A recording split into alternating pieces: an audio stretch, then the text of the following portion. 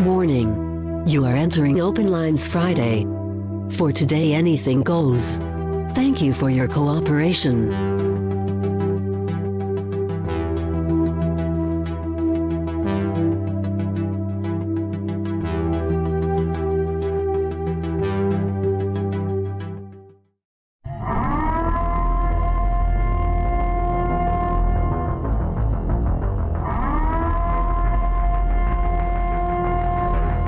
Listos pelos chingazos.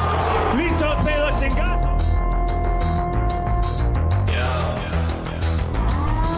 I'm going to bring the whole fucking diseased, corrupt temple down on your head.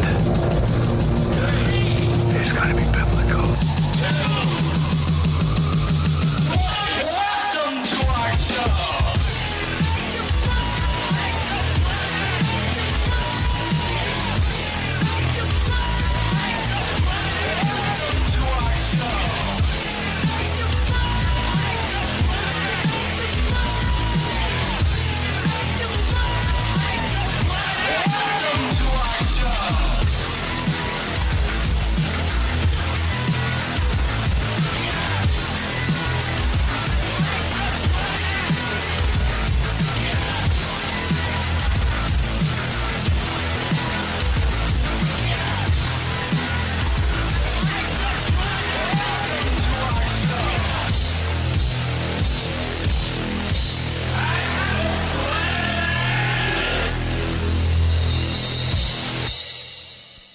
All right. This is King Bucho. Welcome to BDA Boxing, the boxing debate arena. Guys, let me know if the sound's okay. Well, let's get this party started. You know how it works. The link is in the description of the video. The link is in the chat. First come, first served, and let's talk some boxing. Anybody can join. Anybody can join. I guess we can talk about Crawford and the fact that he dropped the IBF or they took away the IBF. I don't know how you guys want to see this shit. But now Ennis is the IBF welterweight champion. Some people are calling him an email champ. Other people are defending him, saying that it's not his fault. I mean, should Terrence Crawford have talked to, like, should this fight have been... Oh, no, wait a minute. Crawford and Spence, is that happening or what? Please, somebody tell me, because I haven't been following this fucking story. Knight in the chat says, "Sup, Bucho, what's up?" JB, shout out to everybody in the chat. James, Knockout Ned, SSC, Trason, I guess that's his name. Official Scorecard, Boxing Science, Real Talk Boxing, Uncle Burnt Apostrophe, Pablo Picasso's. Who else we have here? Can't see anymore, but I see the Quacks is here. Pounds, Alfredo Contreras, guys. Welcome. All right, so yeah, let's talk some boxing. What do you guys want to talk about? I was thinking about talking about this IBF welterweight debacle. So this is what I've been talking about. Anybody can become a champion these days, right? So when people say, "Oh, Mayweather, he fought I don't know how many world champions, 13 or some crazy amount. He fought this amount of world champions." I'm like, yeah, but so what? There's like 4 belts now. You have intern belts. You have super belts. You have regular belts. And on top of that, they just hand them out like it's fucking candy. So we gotta be wary when we mention former world champion. Again, Charles Martin is the former IBF heavyweight champion. Can you believe that? This guy can go around and say, I'm a former heavyweight champion. Ennis now is a world champion. It's disgusting. But anyways, we also talk. Oh yeah, Andrade, Demetrius Andrade, I should say. This is not streaming well. Stream lagging. I don't see any lag in my. That's weird. It's not my streaming software, and pretty much it. Can't see anything. It looks fine to me. BDA say it's fine. I don't know, guys. Well, anyways, I was saying that it's buffering for me too. What the fuck? All right, let me check on my phone. Premier League King says stream's fine for me. Should be fine. I don't see any issues here on the streaming software or on YouTube. Let me check on my phone. See. Shit. All right. Oh, they're fucking. They're fucking with me. Are you fucking with me, people? Because I will end the show right now. No Open Lines Friday. Earl Steven says YouTube streams were tripping today. Issues with YouTube. It's fine now. All right. Well, anyways, maybe it's a problem with YouTube. Also, talk about Demetrius Andrade. People are saying that. Some people are jumping on the bandwagon now, on the Demetrius Andrade bandwagon. They're saying he's gonna beat David Benavidez. He's gonna surprise us. So I wanted to talk about this, and actually, we could already start taking predictions. We can do it now, man. Because I'm telling you, I love taking predictions. All right, because it's basically written in stone. No backtracking, no bullshit. All right, I'm. Well, we always get these phone calls after a fight. These people saying, "Oh, I told you this guy was gonna win." Like I told you, who the fuck are you? When did you call? Did you predict this? That's why we write this shit down. So let's open up the prediction thing here. We're gonna be taking predictions for Benavidez versus Andrade. Also, we can talk about Shakur Stevenson. People are saying that De Los Santos has a pretty good chance of making it a competitive fight and even pulling an upset. All right, so the fuck. We can talk about that as well. Oh, are we lagging? I heard something. All right. So let me see. Do we have anybody in here? We have Gonzalo. Yo, Gonzalo, can you hear me? Yo. Yeah, I can hear you right now. I don't know if something's going on with me. I can hear you now. All right, Jimmy, Yes. can you hear me? Oh, I guess you can. All right. Yeah, I don't know. It's people were saying that we were having issues on YouTube. Other people were saying we were fine. So, anyways, we'll continue on with the show. So, what do you guys want to talk about first? You want to talk about the IBF and how they made what's his name? Ennis a world champion now. Does that make It's sense? pretty sad. It's a double standard. They let guys like Charlo. We're not. I mean, that's the WBC, but even with Spence, they didn't enforce any of that. But yeah, it is what it is, man. I mean, Well, it's kind of a double standard. I heard Dora kind of like slightly like on point, but not exactly. Let me share my point real quick. Okay, when Terrence Crawford got stripped, but then Duranus got elevated. This is what happens. So it's not like it's vacant to where it's like a sweepstakes to okay, it's open to like if anybody wants to challenge for the title, it's okay. Who's willing and wanting? No, it's okay. We're gonna give you the title now because we want to get a percentage off the rip. Because if you say okay, let's have it to where it's an open door policy, like let's have it like to where it's open sweepstakes.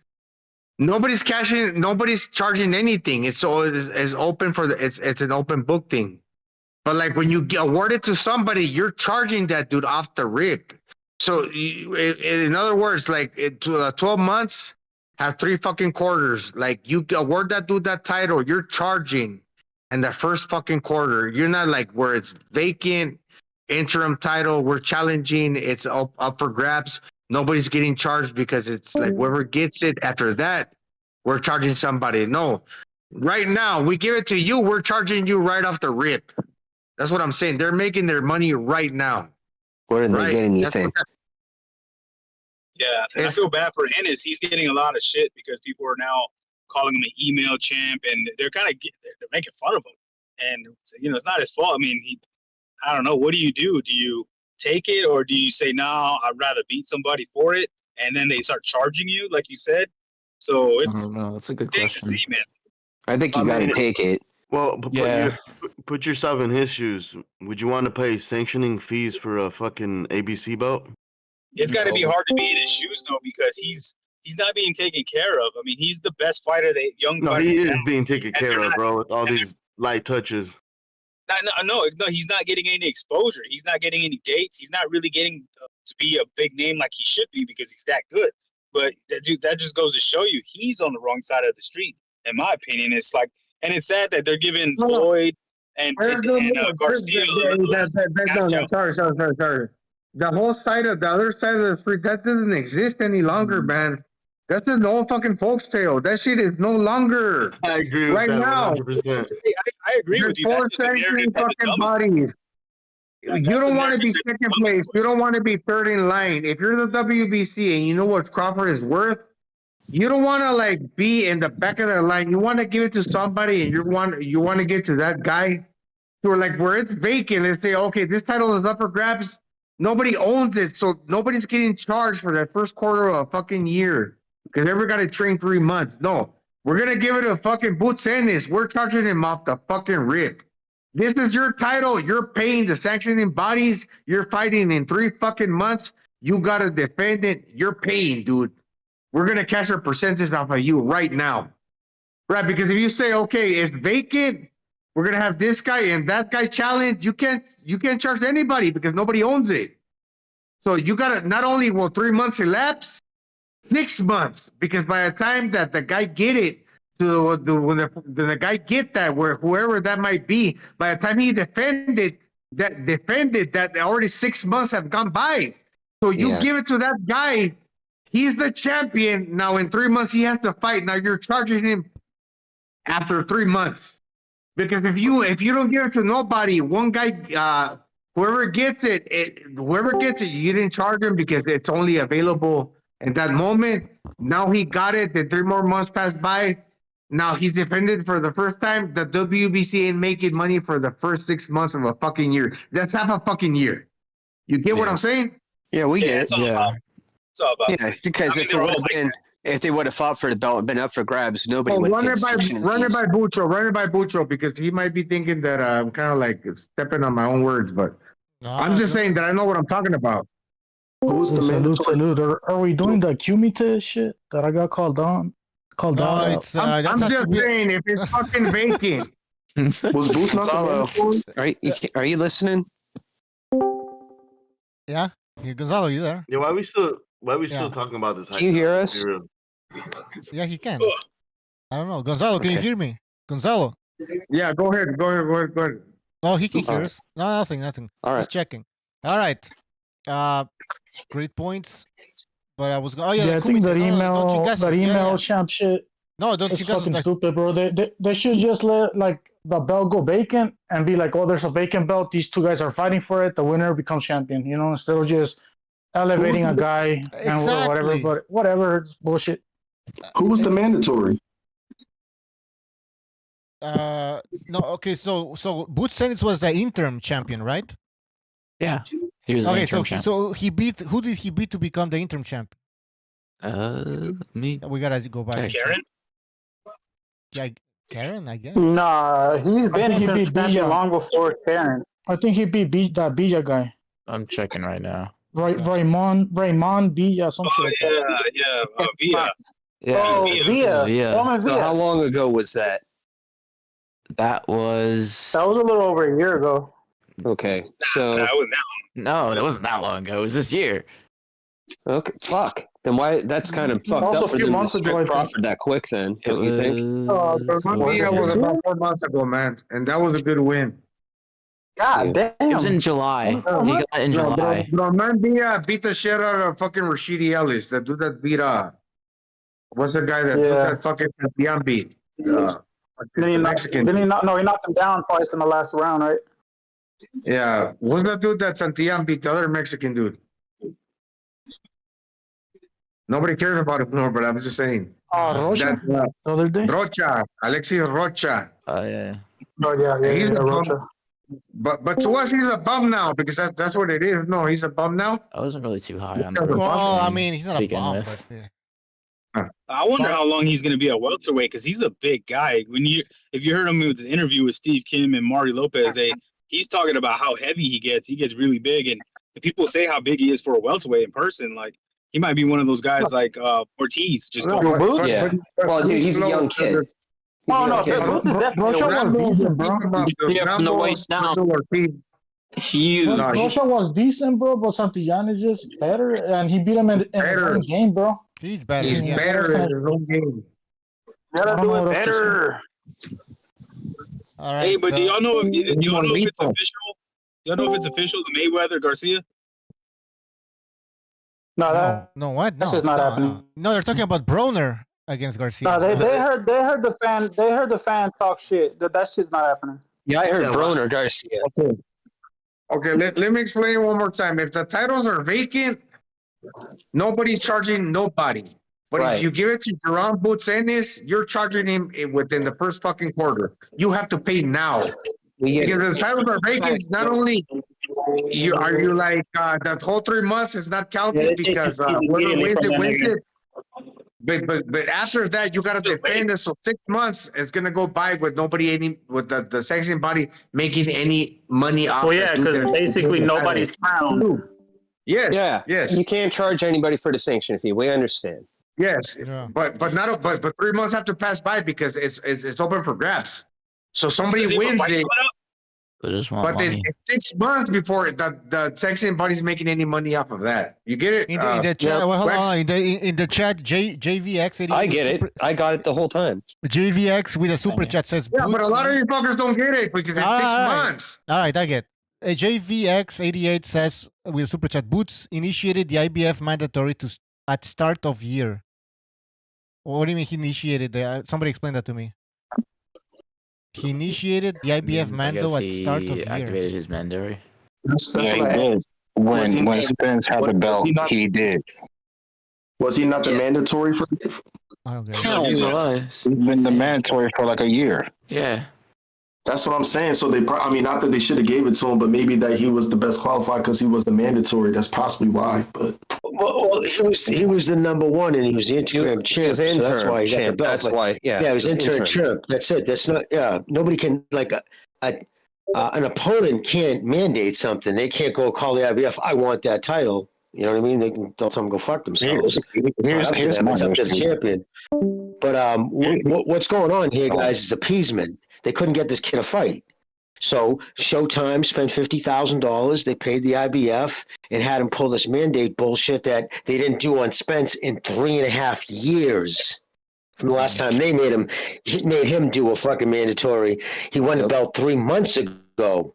And they know he has and here's another thing. They know he has that rematch. It's going to be at 154. I think they heard it through the grapevine. It's going to be 154. The IBF pulled. Remember when Charlo stepped in with Canelo? Mm-hmm. They instantly was WBO IBF, one of them. I know instantly made Zoo the champion. Yeah, so I think from what I've been hearing, I heard that Steven Espinoza, and it was around $50,000 paid, and it was to appease Boots because they couldn't get the kid a fight. He was pissed off. So at least if there was something they could do for him, at least they bumped him from interim to regular champion. But it's actually kind of pissed him off too. He's taking the belt, but he knows the shit he was going to catch. I guarantee you, ask him, this isn't the way he wanted to win that fucking belt because he knows the shit he's going to catch. Kind of going to catch 22. He's damn it, he does. Damn it, he does. It is what it is. People are going to fuck it anyway. You guys, let me hop in real quick. Let me get my point in. Bucho, I got a question for you, and Gonzalo. I got another question for the two Chicanos in the chat. Well, there's more.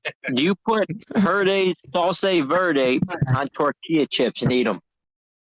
Oh my God! That come from? What the fuck? We have to talk about that. Anyways, This guy.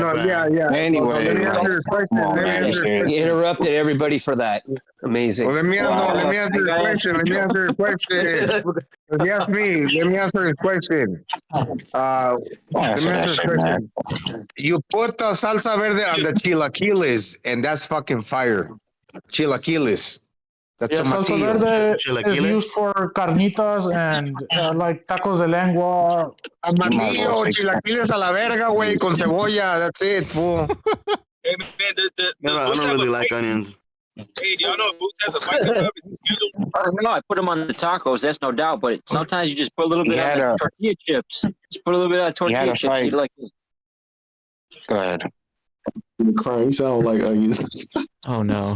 All right, I'm getting Someone's hungry. gonna I'm shit gonna on eat me. shit all day. but that guy pulled out. I'll be back. I'm gonna eat something. I'm hungry. Wait, look, he did you guys you get? can make them with the red sauce, but you make some fucking chilaquiles with the green tomatillo, fucking sauce, fucking Kevin. They're fucking fire, dude. All right, guys, Fire. talk boxing. Let's talk boxing. No, seriously, it's the fucking cookie channel. Salsa Verde. Guys, let's boxing. What the fuck? Right. Cody Crowley was supposed to be next, but he pulled out. Motherfucker retired. So there you go. That's who was supposed to be. I heard rumors that Cody Crowley was only offered $50,000, but I mean that could be bullshit. That's cap. I'm not behind the scenes. That's cap. They offered him the most money he's ever made, and it wasn't enough. What happened to him? He doesn't. He is not worth the ass whooping. Apparently. He's a good fighter, man. He beat Abel Ramos, Jesus Ramos' brother. Recently, he's a good fighter, but Josecito Lopez. Josecito Lopez. Okay, let bygones be bygones. That's what's the fucking Mario Barrios? That's the new fucking Josecito. But okay, let bygones be bygones. Fucking Cody Crowley. He's coming off kind of like mediocre, but he's doing all right. Considering the title is fucking unlocked, but now it's kind of open because the title got awarded to fucking Jerome Ennis. He can face a Cody Crowley. Why not?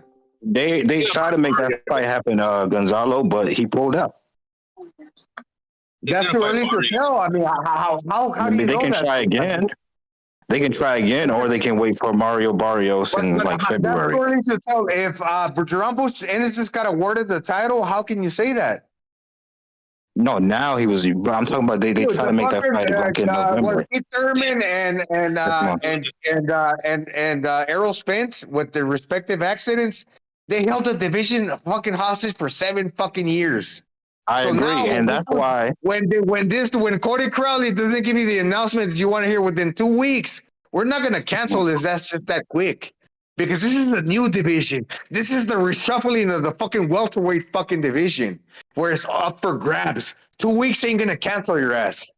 That's basically what you're saying. Not that you're saying it. Some fighters, when they know they're going to get their ass whooped, they want to be compensated. Accordingly. But a lot of time was awarded for everybody fucking else. The titles are fucking opening it up. Yeah, you mean like Boots? How he got exposed by Crawford? Yeah, but Crawford already told you he doesn't want to fight Boots, and that's why he got stripped. What happened with the BLK Prime? He literally just recently said, "What about Boots?" And they said, "You know what? That's a what about the BLK Boots and fighting Boots." He said he told you already. It's not, but you're BLK Prime doesn't exist anymore. Who gives a fuck? Well, they offer Boots the money and Boots said nothing. He's a new fucking. He's a new minted fucking champion. However you want to, he got awarded the title. But look, Keith Thurman, he had an accident. He went to the Nepal fucking mountains. Fucking Aerospace, he had 2 accidents. I think fucking Keith Thurman had 2 accidents too. They had that division held for half of a fucking decade. When this dude throws his pom poms and say, "Okay, I'm not ready." Within the first 2 weeks, let's not cry ourselves a river and say the division is unlocked once again, because we're not playing that game. The welter division is the glamour division. It's open up for grabs. Exactly. The people should be happy. People should be happy. Crawford. He's not fighting at 47 anymore. We should just move forward now. Usually a fight is announced. Usually the sanctioned body will announce the press. Will say, listen, we're mandating this fight. The fighters have 30 days to come to an agreement. If not, it's going to go to a purse spread. I never heard anything about anything. It was just out of nowhere. So clearly there was something going on behind the scenes with IBF talking to Crawford. I think Crawford was probably contemplating, I'm probably not going to hang around 147 to nothing. He might not have given him some, I don't know. It's just not a good look. It's just not a good look for a sport. I'm not going to come down on Boots about it personally. It's the IBF that, in my eyes, look like assholes right now. Hey, Jimmy. You know what's worse? You know what's worse in my eyes? I don't know if y'all got. I don't know if I can pivot over yet, but Charlo won the fight at 163 now. I mean, is that belt going to be up on grabs after being held on ice? No, it's not. Years? So he held it up that long, and he's not even gonna fight for it next. Fucking shame. Yep. Well, the IBF is normally is only That's what's going on, bro. It's only a 10 rounder, bro. It's not even a 12-round fight, bro.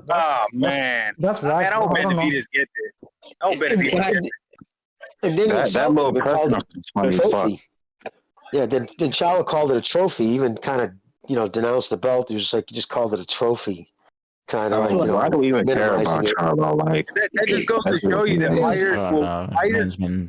Hell, man, I know people talk about promoters and this and that, but man, fighters are shady, bro. Like, I think they're worse than the promoters, man. They're just as bad, that's for sure.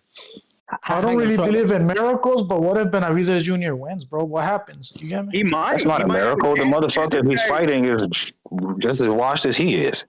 I mean, we saw what alcohol did to Spence. I mean, we know that Charlo's a party boy, man. This guy, not only that, he's on some shit, man. He's going through all this crazy stuff in his life. Man, I think he could lose this fight. I hope he does.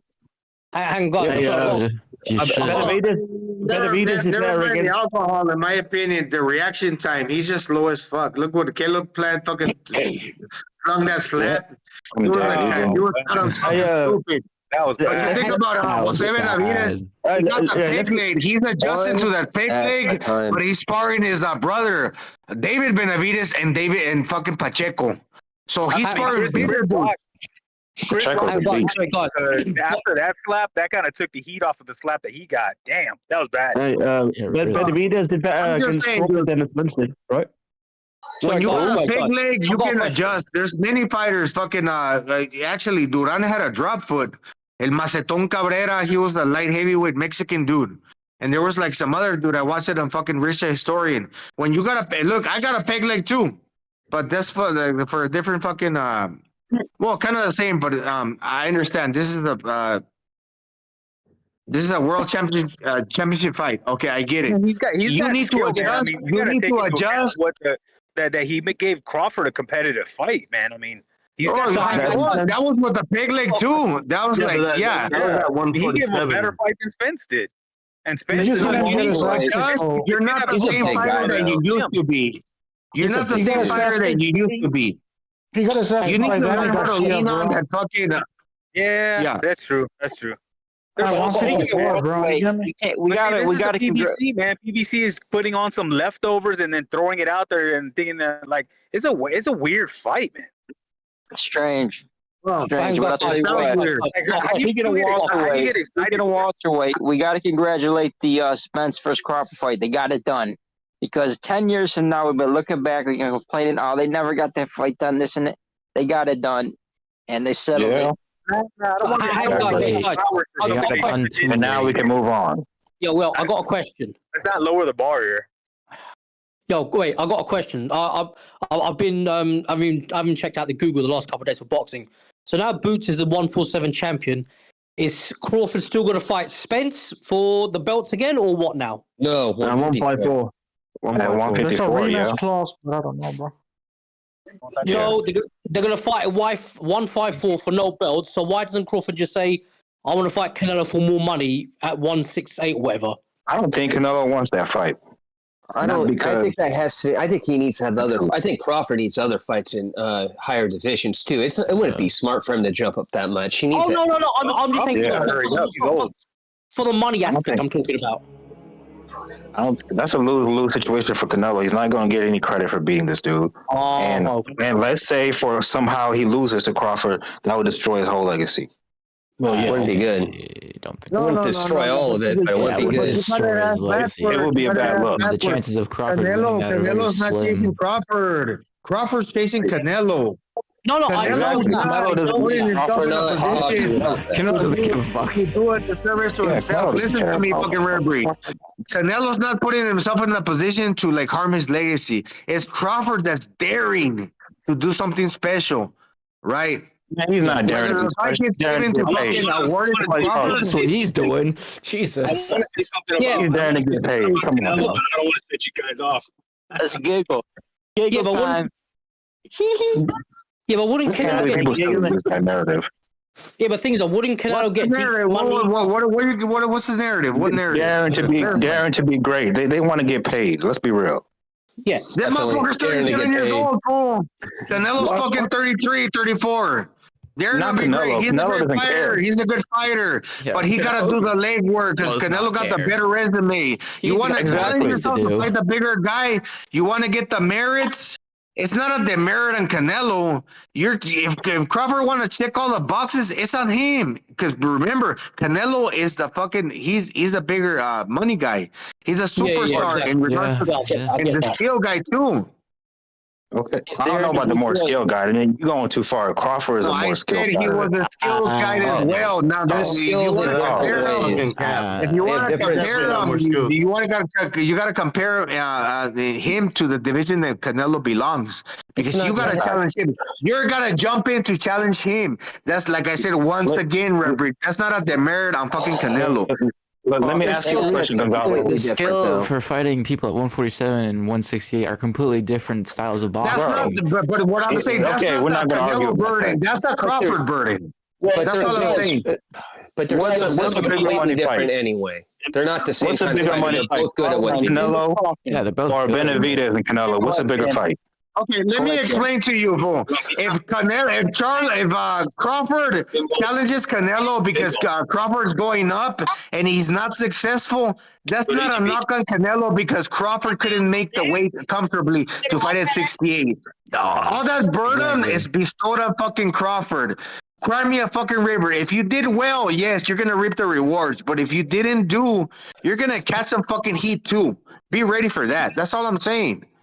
Yeah, that's what I'm saying. You were just telling us. Go ahead, Jim. I was gonna say the clock is running too, guys. Remember when they signed a contract like a 3-fight deal, this time parameter is involved in that. Like you can't say like Al Heyman didn't sign. Kelly, you got a 3-fight deal. We'll call you when these fights happen. So like in 10 years now, hey, we got that deal. Right? No, listen. Yeah, you can't do that. There's probably 18 months or 2 years that they have to make those fights happen. I think it's a year or something. Yeah. They get exclusivity to him for X amount of times, exactly. Here's the thing. Where are they going to put him on? He doesn't even have a fucking anywhere to put him on right now. So that's all. It's all click, click, click, click. So he's got to get shit happening somewhere, or he's going to time Canelo out. Canelo's not even going to have to, abide by these 3 if he doesn't want to. Better get it popping.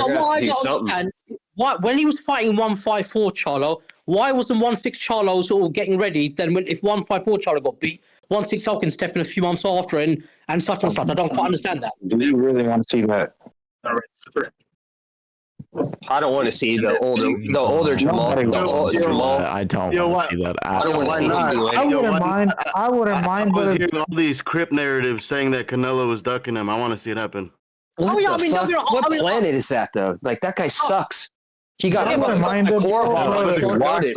Crip narratives are going to keep going on saying that he ducked him and blah, blah, blah, blah. If Canelo beat 154 Charlo, 160 Charlo, beat Andrade, beat these guys, and then therefore nobody can say shit to him after, isn't it? No, but Andrade, the guy that went life and death with Jack Clay.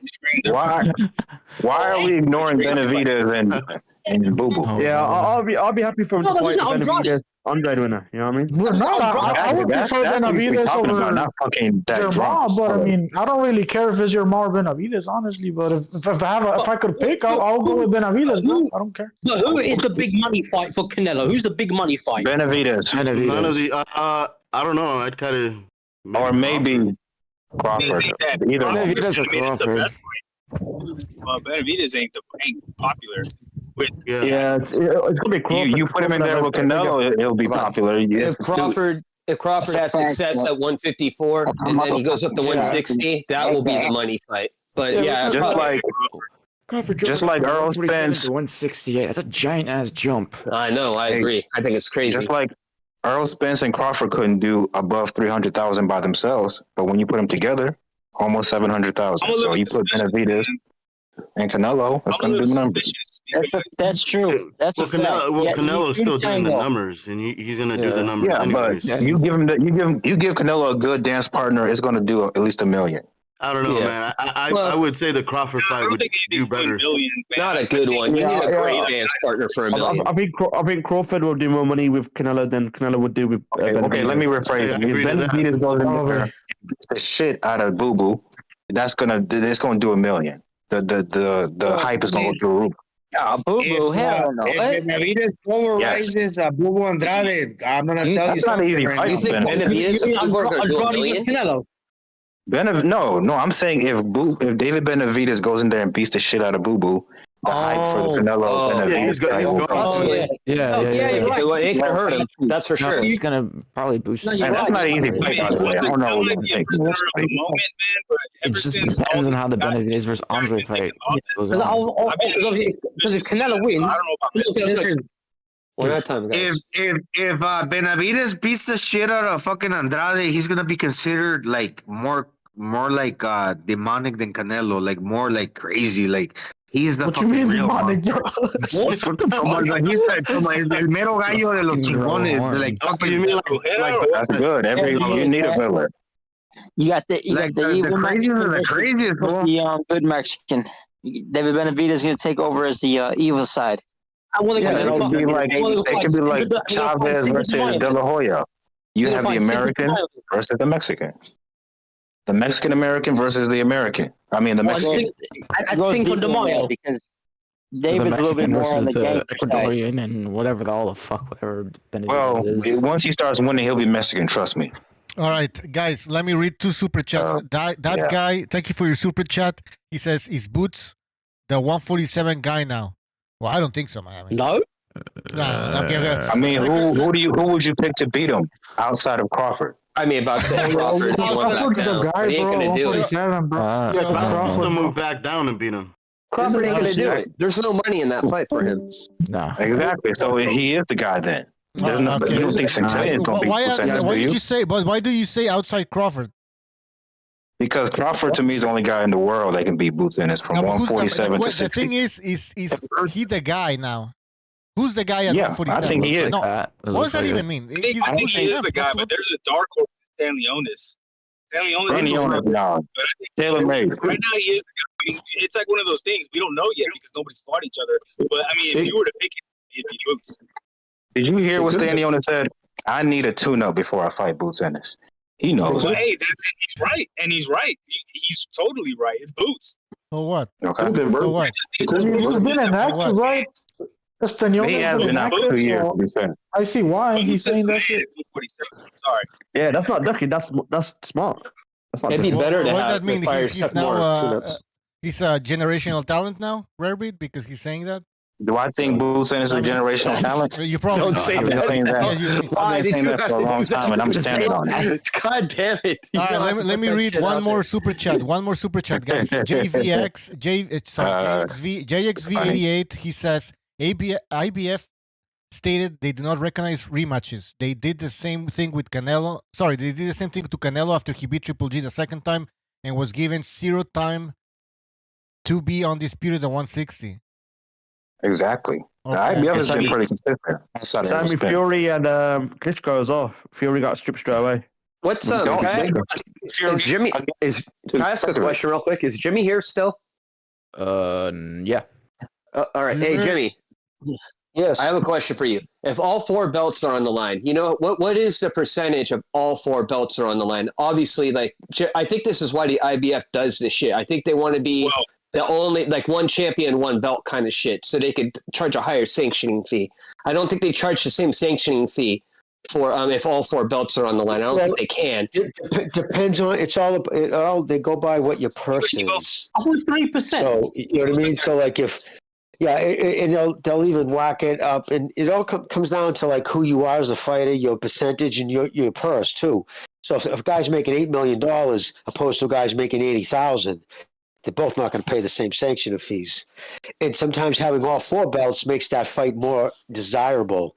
So that's the problem with the sanction bodies. There's no set thing they'll say, oh, we're charging 13% across the board, but that never tends to work out either. That's the problem. There's no transparency. Well, how could you charge 4% per belt?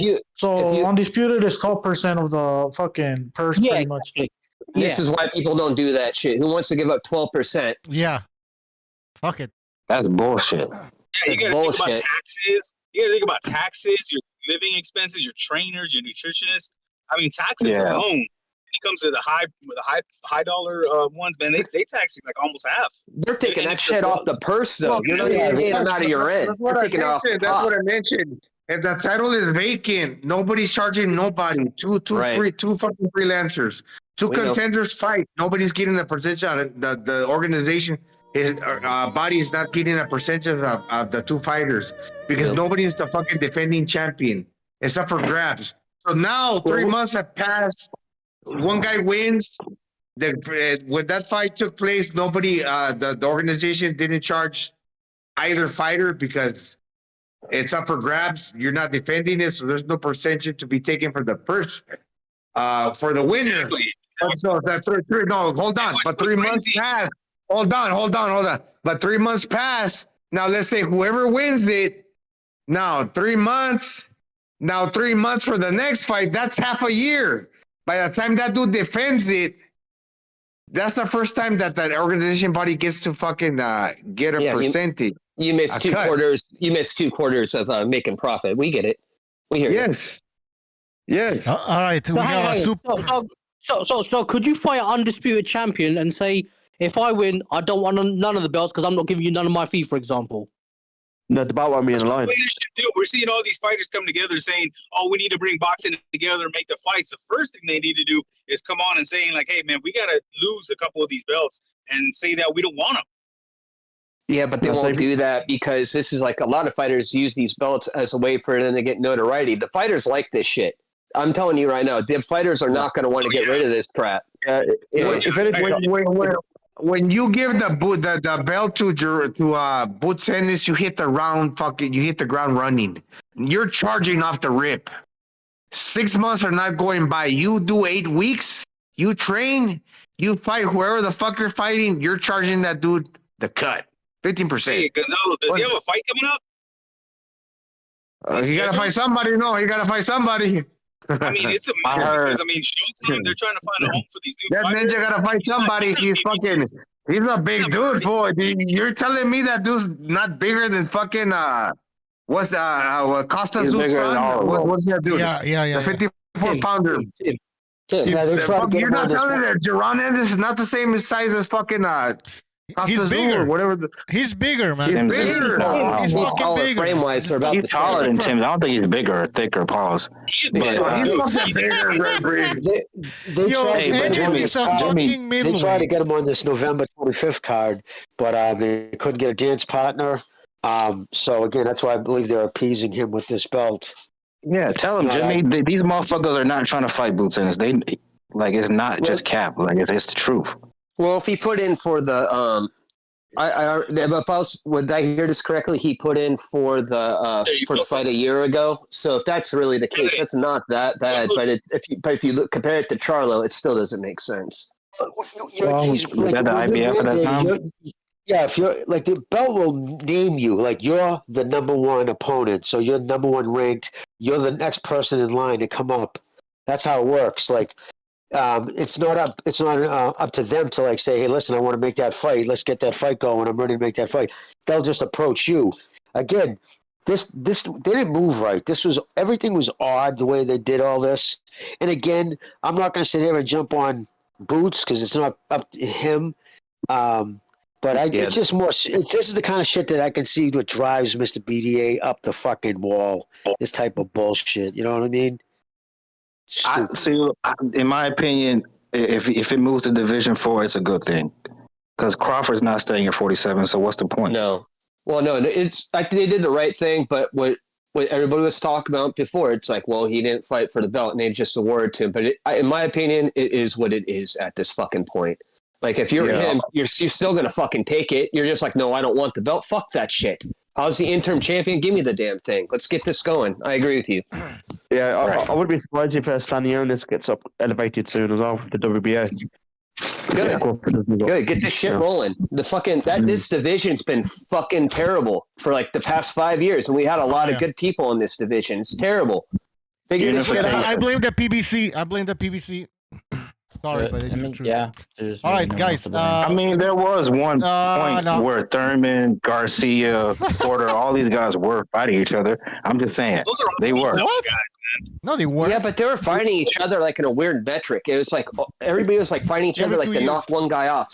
It's strange. Yeah. The only one that done it was bloody Porter. Yeah, Porter's the one that made all the rounds, and Danny Garcia fought a couple dudes, but look at that. He just wasn't. He was a body.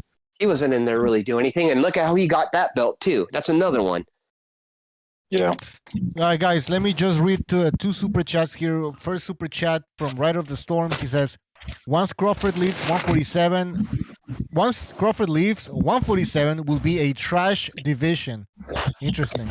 Yeah, I mean, would y'all agree that maybe welterweights are overrated the way heavyweights are overrated? Wait, hold on. Let me outside of Crawford. Like we can barely hear you, man. We can barely hear you. Fat Belly with a super chat says David will show his Mexican excellence. All right, he says David will show his. I don't know if he will. I mean, we against Andrade, maybe. And if he does, I don't know. He's got Memo ready. Of course he is. He's fucking cheating. How is he cheating? What? He's got Memo ready. He's got the drug cheating in this corner. Strength and conditioning coach. You mean like Boots? Boots got the cheater in his corner too. You got Snack, bro. So I mean, what are we talking about here? Bro? Snack is the same shit as fucking Heredia, bro. Triple G had the cheat in his corner too. Dude, if y'all don't know the difference between Snack and Memo, then y'all need to go back and do some really good research because there's a stark difference, man. I'm telling you, Conte is not that dude. The fucking Memo Ready is a rat. He ratted at people so he could get out of jail. Yeah, but didn't Conte pose as a fucking doctor though? I mean, Victor Conte ratted Barry Bonds. It was a COVID, and I postponed, but we can get him on the show anytime. But just Bucho said no. That's the reason we get him because. I didn't say no. What are you talking about? Joe Rogan show. We're supposed to. On the second time you did, Mucho. On the second time you said no. That's why. I think the first time he never showed up. The first time. No, the second time. That was the second time. What? We can bring him. I spent time with Conte, man. He's a smart guy, but if you know his story, he's not the same kind of guy as Memo is, man. If you gotta listen to his story and what happened and why it went down. Listen to the Joe Rogan podcast he did like 6 years ago. Conte trained Joe Rogan's a shill, bro. Why are we bringing up Joe Rogan? Conte was working with like cyclists and shit like that. Joe Rogan was shilling for USADA, so why do we got to bring up that guy? No, I'm saying listen to the story. Listen to how it all went down. I know, but like you brought Joe Rogan, and Joe Rogan is a drug cheat shill. Well, don't discount him just because of that. Memo is but he's bringing up other dudes, and it's not making his case look good. Does that make sense? Yeah, but that doesn't mean you just say. I mean, like I said, man, you got to listen to the whole story. Y'all are judging without knowing how everything went down. That's like, what you guys really got to like. You have to listen to it, I guess. Well, if Conte gets caught again, he gets serious federal time. That's going to go like that was the agreement he made. Like it's a lifetime thing. If he gets caught giving athletes fucking drugs again, he's looking at like 10 years federal time. No shit. Yeah, and that's what's fucked up about boxing. But out of the two, Memo is the dirtiest one, man. I'm telling you. Like, did you see Marquez during that Pacquiao fight? Man, that guy was on juice to the gills. And what's funny is that I got into it with Paulie Malignaggi on Twitter, and because I didn't get into him there, but like me and him were agreeing. And he was like, "Oh yeah, he was cheating in that fight." And Memo popped up on our feed, and he does what he always does, and he says, "Oh, like threatens to sue you." So Paulie like stopped saying shit, but then it's funny because then Paulie goes and hires him. Crazy. I don't know, bro. Victor Conte's the same shit, bro. I don't give a fuck about his side of the story or any of that shit, bro. To be honest with you, and when it comes to doing research, I've done research on Conte. I've done research on these motherfuckers already, bro. Next time Steve Kim is on the show, because they're good friends. They hang out a lot. I hung out with both of them, Kim and. That's the thing, bro. They're friends. Of course, he's gonna defend them, bro. What the fuck? That's conflict of interest. All they're doing,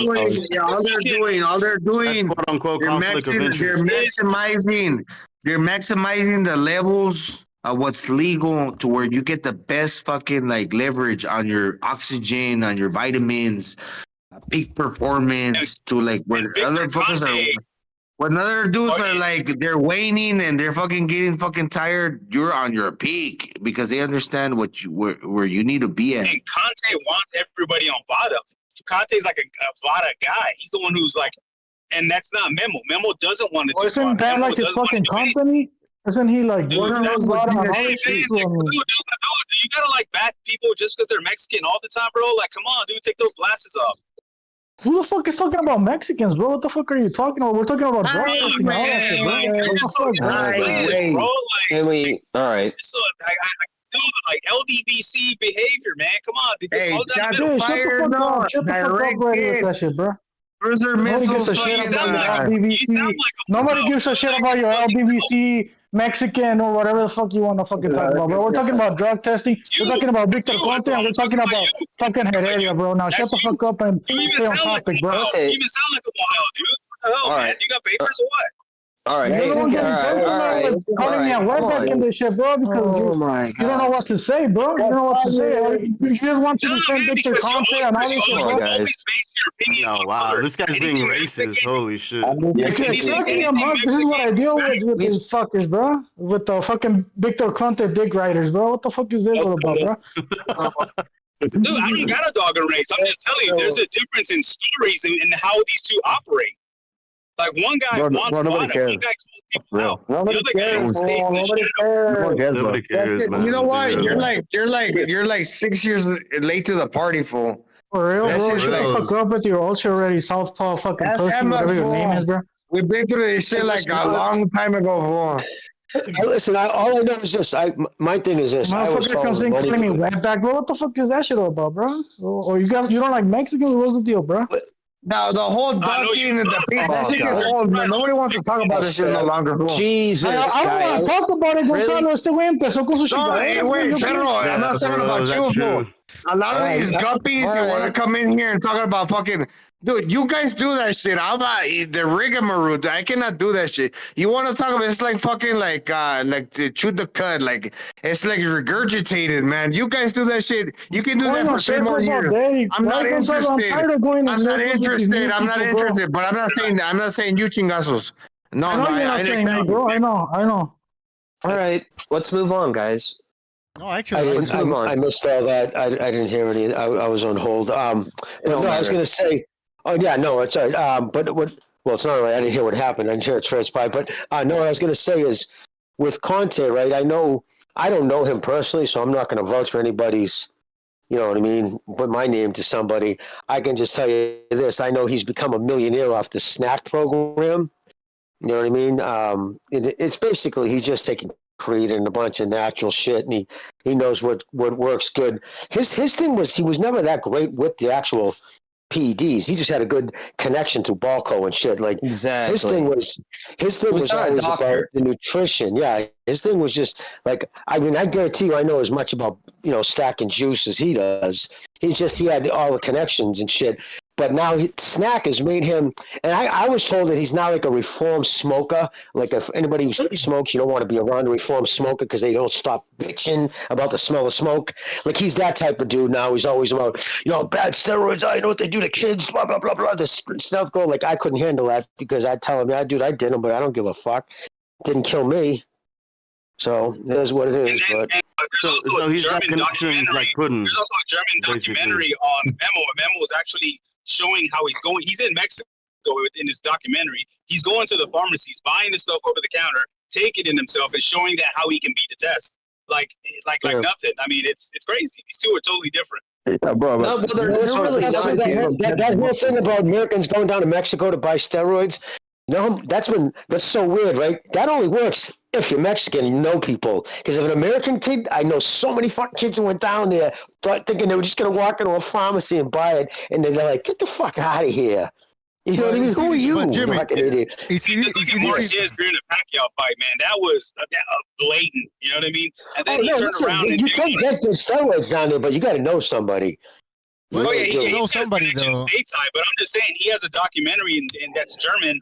And it's showing where he's actually beating the test and taking the shit himself. It's out there, but and also like with Marquez, it was blatant. And then when Marquez wanted to fight Bradley said, "I want to do VADA," and Marquez was like, "No." And Bradley got pissed and took on it anyway and beat his ass. And I'm glad it happened. Yeah, but Memo Herrera, I mean, he doesn't he? Isn't he got a good head for boxing? I don't know much about him, but doesn't he know boxing too? Is that true? I don't know. Is he a good trainer? He's training Benavidez. I don't know, but what you guys were talking about earlier, saying that Memo's worse than Victor, they have fucking Victor Conte on video showing Shane Mosley how to take EPO into his stomach. Memo used to throw the shots. Hold on. Because everybody wanted to be an expert, but I've talked to Memo personally, but hold on. I talked to Memo personally. Well, hold on. I've talked to him personally. He used to perform the shot put in the discus throw. That dude's a strong dude. He's a big dude. He's Mexican. Yeah, okay, never mind if he's Mexican or not. But I know a little bit of that, but he went to school. His dad was really hard on him. He learned like the chemistry part of the table. And that's how he got into boxing. Just that simple. That's it. I mean, and if it was fair, both would be out. But this is boxing. It's the Wild West. All right, guys, hold on. One super chat from Rider of the Storm. He says, Conte is a cheat too, but he works with VADA. He knows what they are testing for and makes work around drugs to avoid getting caught in the testing. He's right. No, I mean, they do that. That's what I said earlier, but how does somebody make drugs? I'm not thinking of a Conte. I'm posing that question. How does somebody make a drug? I think he's talking about synthesizing, like manufacture it, or like the chemistry composition. And they change like a molecule. These guys are chemists, bro. They know what they're doing, bro. Yeah, that's what. And we see people turn their lives around, and the reason he's helping people. But you need access to a clean room. Like you can't have even a smegma of dust. One piece of dust ends up in your oil. You'll get a hematoma on your leg the size of a fucking small Vietnamese family. All I know that when I heard Victor Conte speak, this is what he said. If you have a deficiency in a certain category, I'm gonna put that. I'm gonna give you that. Like you're low on potassium, I'm gonna fucking fulfill you for that. If you're low on this iron, that's what he does. He maximizes everything that you're lacking. But it's kind of like the testing is like it's not random. It's always like every test is like it's like in real time. It's in real time. It's real time. Well, remember, they can't catch you for anabolic steroids. Androgenic steroids just raise. It just raises your. He does something called therapeutic exemptions as well. So that's where you have a deficiency, and you can actually use PEDs because of that deficiency. What do you call that? I cannot name it. You got a therapeutic exemption. Yeah, TUEs. We know what. See, like for a fighter, I'd have him take shit like halotestin, stuff that gives you great strength, great recovery, but no size, because you don't want size put on your fighter. But the problem with halotestin, it's extremely androgenic. It's a pill, so it stays in your system even longer. It stores in your fat cells, and so there's masking agents that you can buy over the counter. There's even a couple other things you can use, but halotestin is a very hard thing to mask. And if they put Jimmy, this is what I'm basically saying. If you look at me, Jimmy, if you look at me, then you say, this guy needs that. You're going to give that to me. You're going to give what I'm lacking, which nobody else can identify. Nobody else can identify my soup can. You're going to give that to me where nobody else could. That's what Memo Heredia does. Victor Conte does that as well. Some guys, like if you're a mesomorph, you're not going to want, you know what I mean? Depends if somebody's like a endomorph, like big joints, you don't need to stack them high on androgens. You just need anabolic stuff to help turn it all, you know what I mean? Just move it around and shit. But, I mean... But according to Victor Conte, not Memo, he's checking all the boxes. If you're lacking a little bit in any of the categories, he's checking the boxes with Devin Haney. Like if you're missing a little bit of potassium, if you're missing a little bit of zinc, if you're missing a little bit of that, up to the point to where nothing is ever lacking. He's never deficient. Because sometimes when you train hard, you're gonna be lacking something to where nobody catches it on the moment. Oh, there's a window to where you're lacking it that somebody missed it. That's what's constant doing for those guys. Every time you train, you sweat out metals. Your sweat. So think about that. Yes, So, yeah, exactly. Hey, Jimmy. yeah, that makes sense. And just the whole, I want to mention something too, real quick. One of the reasons I don't like going on Twitter too, every time I go on there, anybody who doesn't like Canelo, the first thing they always say is, cheat Nello, or they call him steroid head.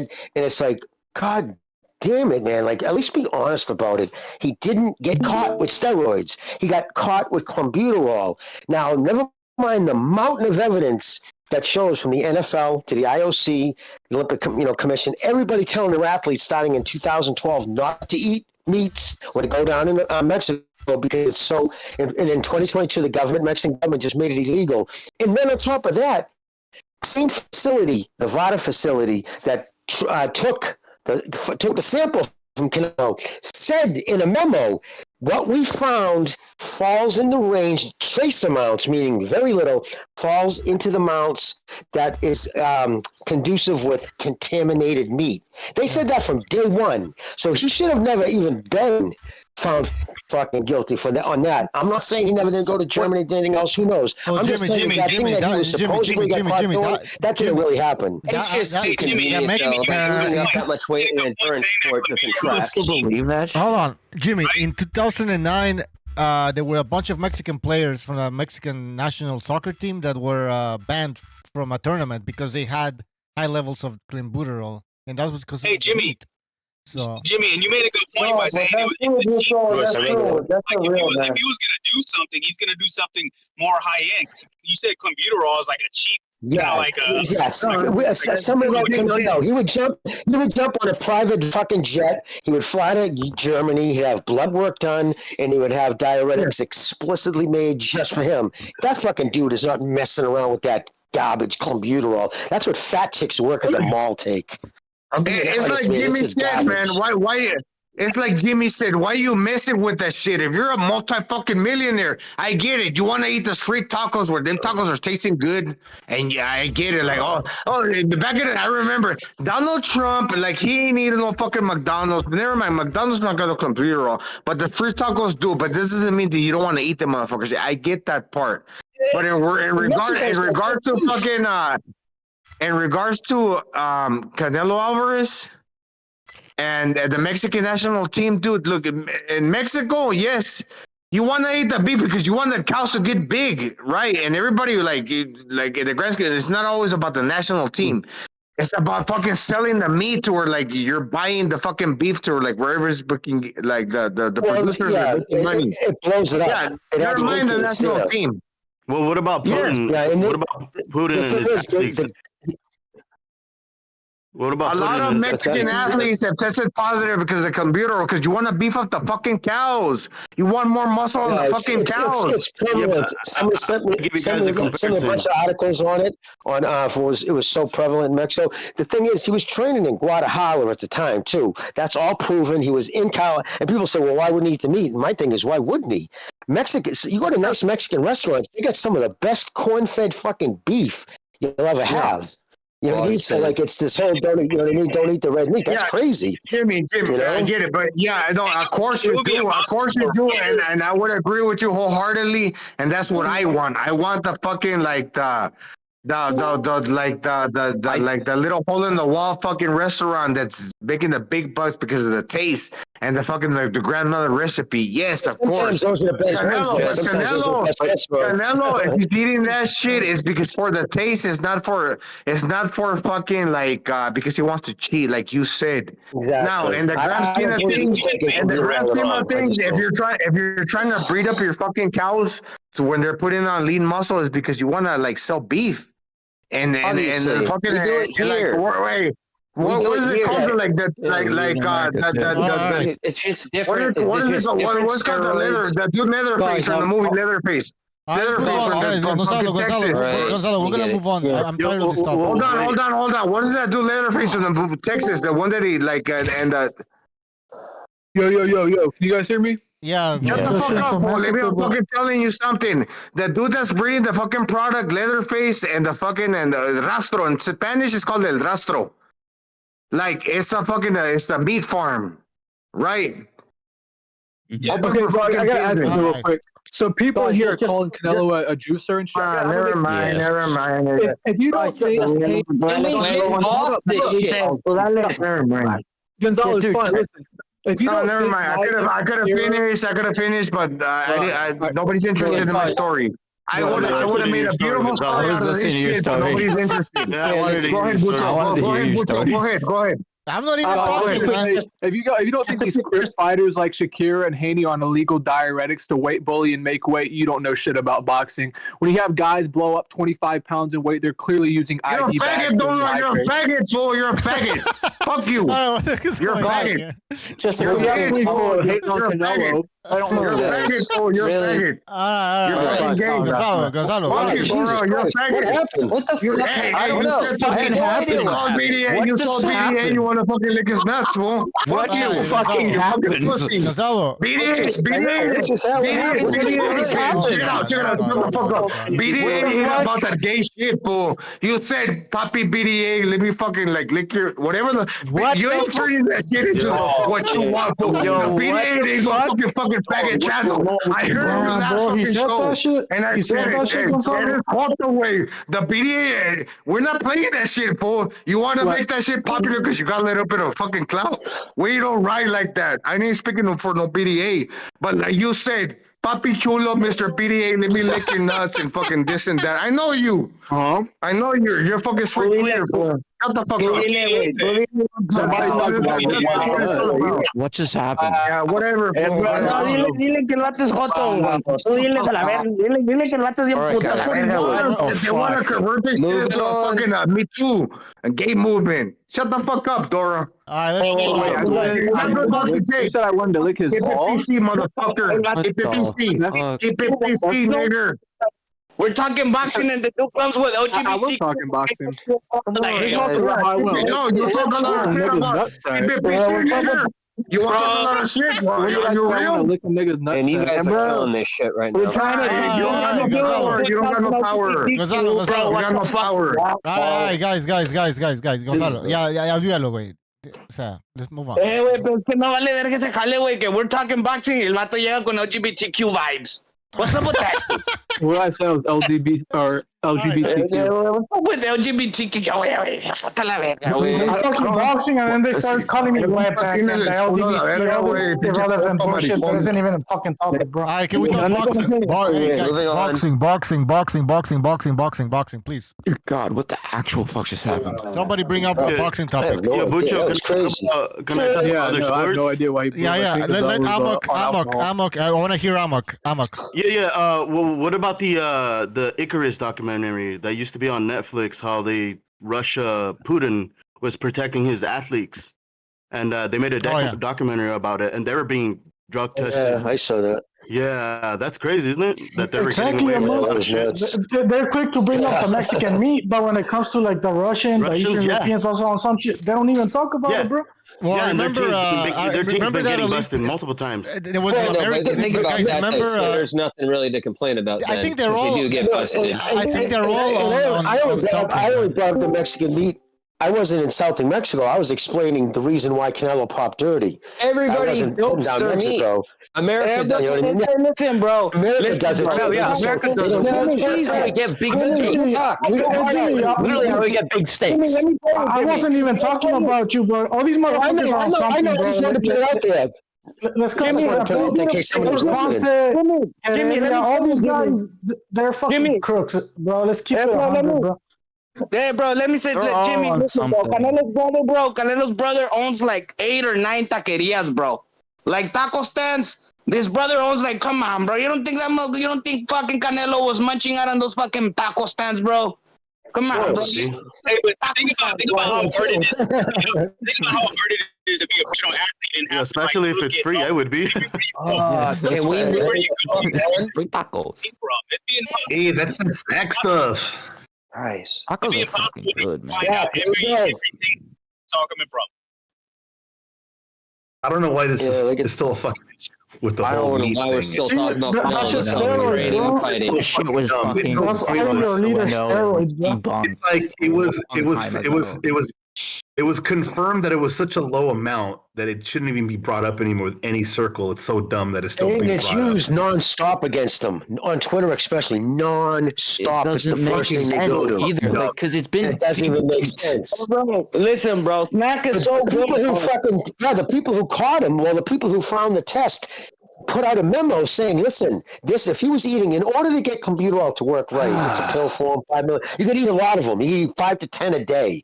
You know how much you would piss dirty. It wouldn't be just trace amounts. Like they said, it fell into contaminated meat. That's all my point. It's just nuts that it's so obvious not what he was taking, and it's just used against him so to such a degree. It just blows my mind. Bro, listen, snack is so good, bro. Oh my god, bro, listen, bro, snack is so good, bro. At work, they drug tested me, bro, and I was on snack, and I was drinking beer too, bro, and so they drug tested me, bro. I didn't even pop dirty for beer, bro. That same hour. Can you finish a sentence fast? Wild on snack, bro. Wild on snack, bro. I'm telling you, bro. That snack shit, bro. Motherfuckers are doing some shit. That's good, man. That's some good shit. All right, you guys have kicked the horse to death. You want to keep talking about it? No.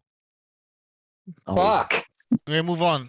Something else. All right, let's bring something else, guys. Come on. Something juicy. Charlo? We talk about Charlo, Benavidez? Yes, go ahead. Do something. Anything but Canelo and his fucking drug career. Charlo. What? Yeah, no, I just think it's funny, man, because, like, Charlo is, like, after 2 years of holding the belt hostage, he just, like, he's not going to defend it, fight it. I don't know, man. These guys, the Charlos fell off so hard, it's not even funny, man. They're like, it's crazy. Agreed.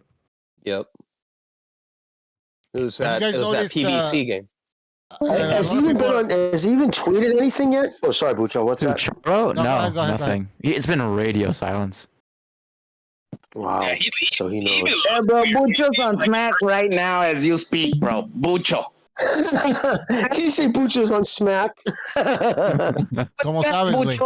¿Cómo sabes, güey? ¿Cómo sabes? A ver. Carnal, ya güey. Come on. I remember I went to I thought you said smack. And I'm on the Heredia shit because I'm Mexican, right? Fucking cellphone. I seen a representative over there at the Fremont, what do they call it? The Fremont Drive, where there's a bunch of casinos there, and there was a representative wanted to sell me snack. So I know he's making big make from that fucking thing. Fuck yeah, that's one of the best markets that you can do, selling vitamins and all that kind of shit. The turnover is ridiculous. It's over like 60 or 70%. That's craziness. That's pretty good. And he's paying Steve fucking big dollars for 2 articles a week. Well, as far as I'm concerned, I think anybody's getting 6 figures for 2 fucking articles a week, and he can bang them up pretty quick. So he's clearly doing good. But he's a good asset too, because if you need somebody on the inside that knows how to catch people, he's openly saying like, "Hey man, I changed my life. I'm trying to do the right thing here." And if anybody, you need somebody like that. It's like cops need informants. He's kind of like that. He's like that guy. You know, he'll know how to bust people. And that's what he's doing. You need a crook to catch a crook. He's an advocate for VADA. VADA is still a good thing because they use the CIR testing. Anything that's synthetic in your system is going to get caught by the CIR testing. So he's a big component to that. So like that's how good is VADA, bro? VADA is just weaponized drug testing, bro. How good is VADA, bro? When fucking Victor Conte is behind that shit. How good is it? Well, here's the thing. VADA, sometimes they do some sketchy shit. Like, remember Vitor Belfort? Oh God! When he got the the VADA I remember Floyd Mayweather, bro. TRT exemption. Here's what you remember Floyd Mayweather, bro? It's a state thing. I mean, Mayweather was USADA. Oh wait, Floyd Mayweather. Who's that? That's a state thing. The states He's an old man that fought in like 70s. Floyd was on some shit. Bro. Yeah, go ahead. Yeah, no, but let me say, Floyd was on that shit because the state of Nevada upped their TE ratio just for Floyd. That's how crazy it is. Bro, the force, bro. Come on, you think all these motherfuckers are clean, dude? Stop it. Just legalize it and let all those dudes just with all the extra vitamins. You can't do that though, because a lot of especially the younger fighters, they can't afford this shit. You can't do that. It's not an even playing field. The guys that have the money.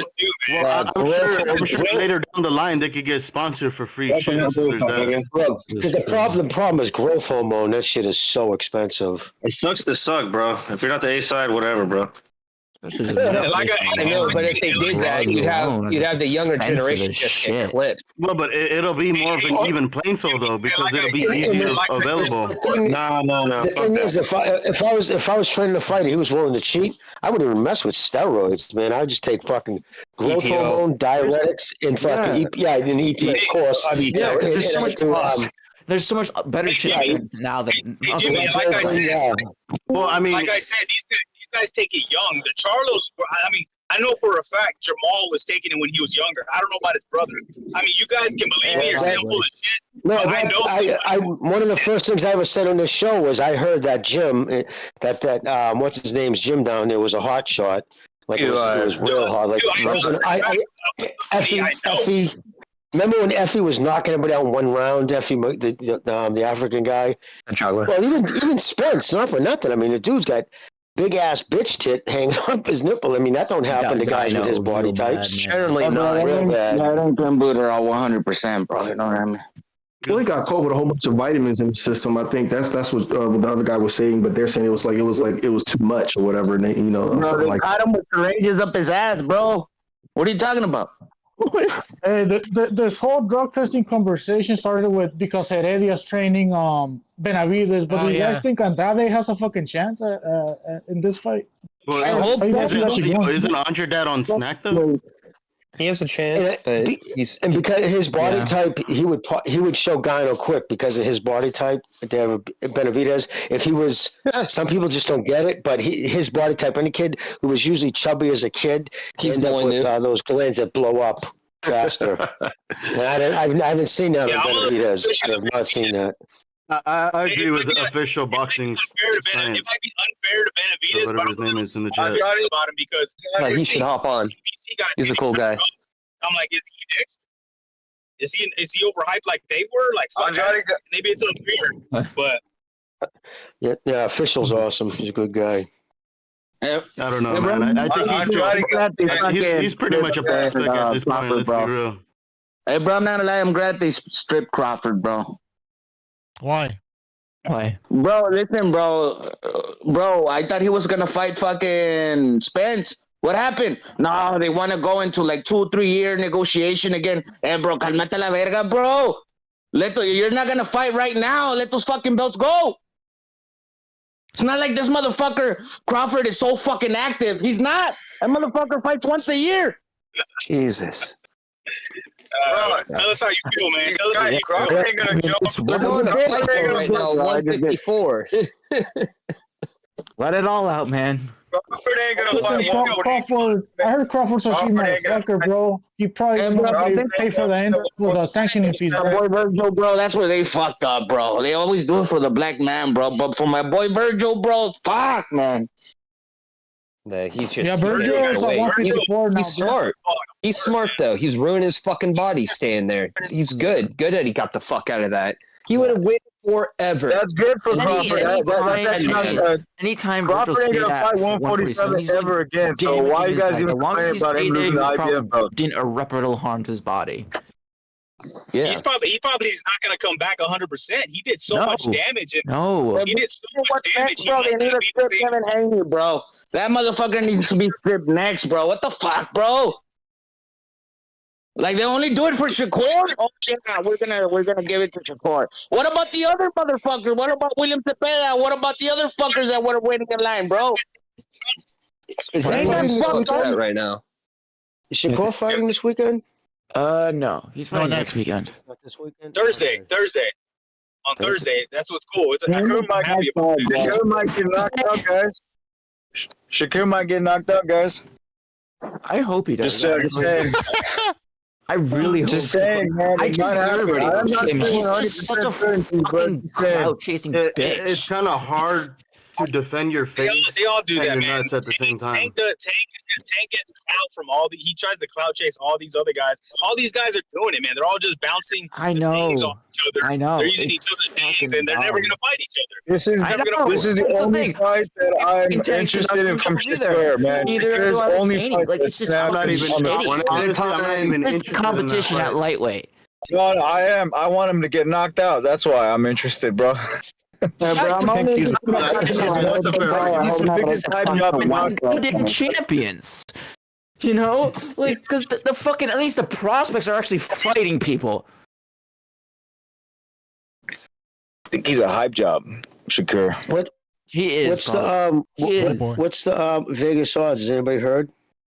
Shakir's a 14-1 favorite in that fight. Oh my god. 14-1? Yep. Oh man, you guys some money on that. I'll probably put like $100 on shit, dude. No, but that's 14 No, but what's the underdog? So, plus 800, Bucho. It's around anywhere on the money line. It's plus 800. It's plus 800. Well, put it this way: David Lemieux is 17-1 underdog. Oh my god. Yeah, but so David Lemieux is a 17-1 underdog. Jimmy, this guy's 14-1. That's crazy. 8-1. Who's that? That's still that's wide. That's the wicked wide. I didn't think it was gonna be as wide as that. Okay, I want to ask everyone a question real quick. Who do you guys think is going to win next Thursday? Shakur or Dos Santos? Well, I mean, I guess Shakur is going to win the decision. I mean, that's what the odd makers know that if this goes to a decision, there's no way Dos Santos can win this fight. I was saying great point, Bucho. Great point. Let's grab our balls and say Santos. Let's grab our balls and say Santos. Yeah, you're crazy, man. Because it's easy to say. The odds makers aren't going to allow him to get like AO. Let's do this. Yeah, I got the Los Santos by knockout. Fucked up. Let's do that. Bro. That's better. But let me break down the fight. Real quick because who's the great dude telling people to grab people's balls, bro? What the fuck is that shit, bro? Santos is the first, Santos is the first guy that Shakira fought that's got longer reach than him, is as tall as him, so he's not weight bullying overmatched midgets. And the kid can activate his feet. He's got very fast feet, and his looping hooks are something that Shakur hasn't seen from that reach. What's his name? Santos is able to throw wide hooks from mid-range as he's coming inside. I don't think that's something Shakur has ever seen before. I can see Dos Santos clicking early. Don't need to mute the right. Look, this place has barbecue trucks in the back. Yeah, Dos Santos could clip him. Throws that kind of punch. Oh, guys. Shakur's the most overrated fighter in the sport. That's all I had to say. So, yeah, bro, the dude that to grab everybody's balls, bro, that dude's probably a fucking Ryan Garcia fanboy. Who? The dude that said grab everybody's balls.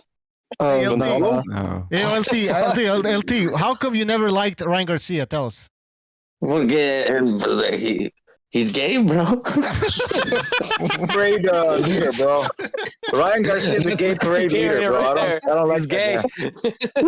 Right.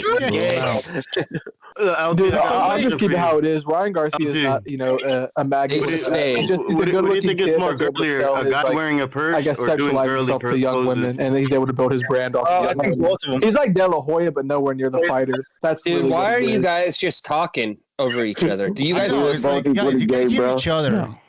And by the way, in the chat, guys, in the chat we have a comment. LT is insecure in the rainbow. Is that it? Are you insecure, LT, about your sexuality? Only when Butcher's around. Grab your balls is automatically like fucking taking Only when weird. Butcher's around, bro. Exactly. He was touched as a child.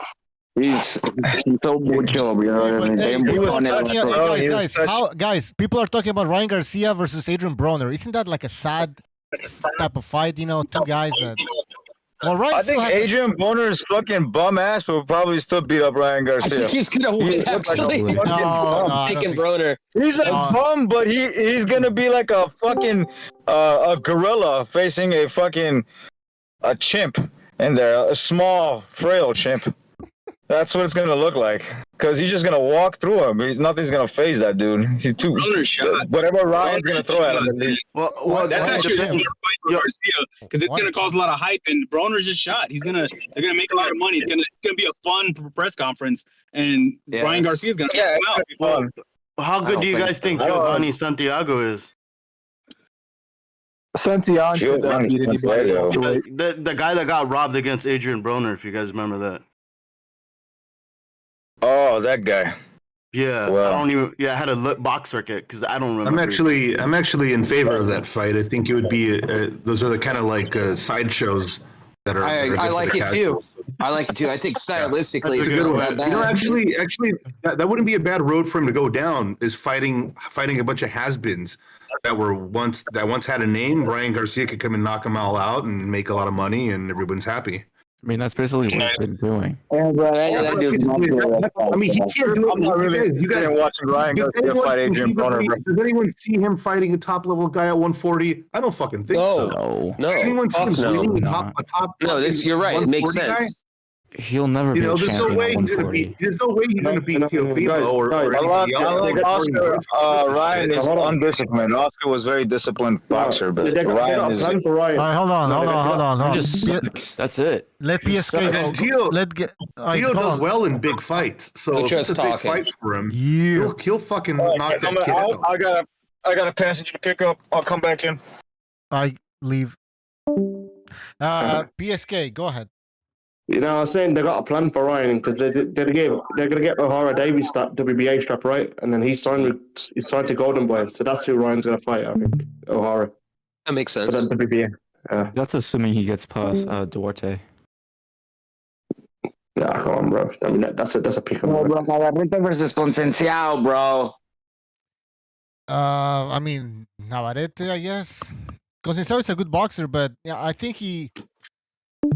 I mean, Navarrete stops him. Bucho, let me add something real Stevenson. quick. Conceição's not that good. He's a slow linear puncher, dude. No, I know. But listen. I think he did pretty good against Valdez. A lot of people say he beat Valdez, and when he came to the Shakur fight, well, we saw what happened in that fucking fight. The low blows, the referee, enforcing the rules, a lot of coaching. Facts.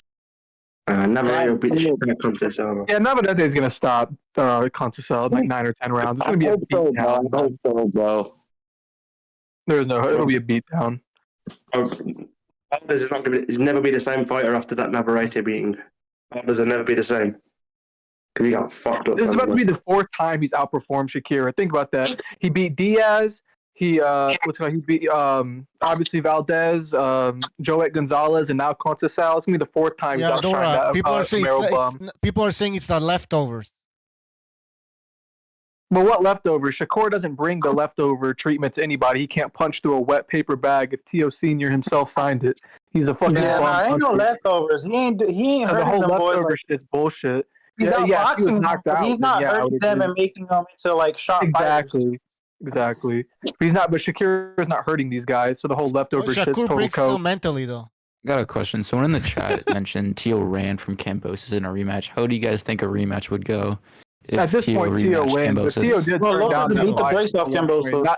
So the thing is, Teo tried getting that fight after he beat Taylor, but Kambosos wants to go fight Loma now. But now I'd pick Teo to destroy him. But right after losing, when you lose a fight like that, it's kind of like iffy. But Teo would destroy Kambosos if they fought. But it's not going to happen. No, we can safely say that Kambosos is a one-hit wonder. I would imagine so. Unless he pulls out a miracle in Australia. Hold on, I got a question then. Since we all agree that Kambosos is a one-hit wonder, does that take away from Devin Haney's win over him? Absolutely. I've always said it. Yes, of course. Yeah. Fuck you, Larry Lopez. Loma beat his ass. Nobody thought Kambosos was going to beat Haney. Everyone knew Haney was going to win. So. Yeah, exactly. I think Haney should have stopped Kambosos. Then I would have given him a little bit more credit. But he goes 12 rounds twice. And that guy Haney looks way bigger than he looks way bigger. He looks way bigger than Kambosos. He looks way bigger than Kambosos. He looks way bigger than Rich's Progre. I mean, that's how big this guy is. He's a middleweight. Butcho, how many total clinches in both those fights? Fuck, I mean, we should do a clinch count, man. Seriously. No, it was well over 50. Haney is a natural welterweight who sweats himself down with illegal diuretics and IVs and shit like that. That should be banned from the Nevada State Athletic Commission, but it's obvious they don't hold these Crips to the same standards. They let them fucking cheat more than any other fighter. I don't even think a fighter's allowed to take IVs after cutting down all that weight, but they don't fucking care, man. The Nevada State Athletic Commission's corrupt. So they let these bum Amaro bums, these black hype jobs, weight bully, fight overmatch competition, get credit for doing nothing, and they let them sweat down all this weight and then rehydrate 25 pounds overnight.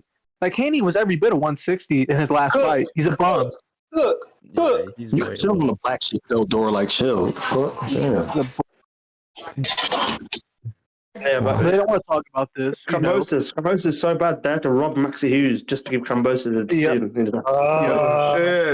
And that's just so they can fill their 3-fight deal, because the Top Rank's plan was to feed him to either Loma or Keyshawn Davis, and that's what's going to end up happening, I'd imagine, because he can lose to Loma and then lose to Keyshawn, because Keyshawn Davis would get lynched by Murtai. He's not going to take that fight. Murtai would destroy Davis, so.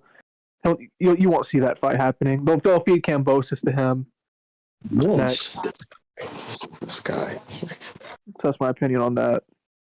All right, guys. If you're not gonna talk, please mute your mics, unless you're in a safe zone. All right. Yeah, fuck Haney. But we're talking about the lightweight division. What else were we saying? Thank you. All right, we got new people in here. I want to hear these new people. We have. I can't fucking pronounce this. What's your name? And who is this? Oh, it's NPR. It's NPR. No, who is this? Yeah, it's NPR. This person's been I knew it. NPR. Welcome to the show.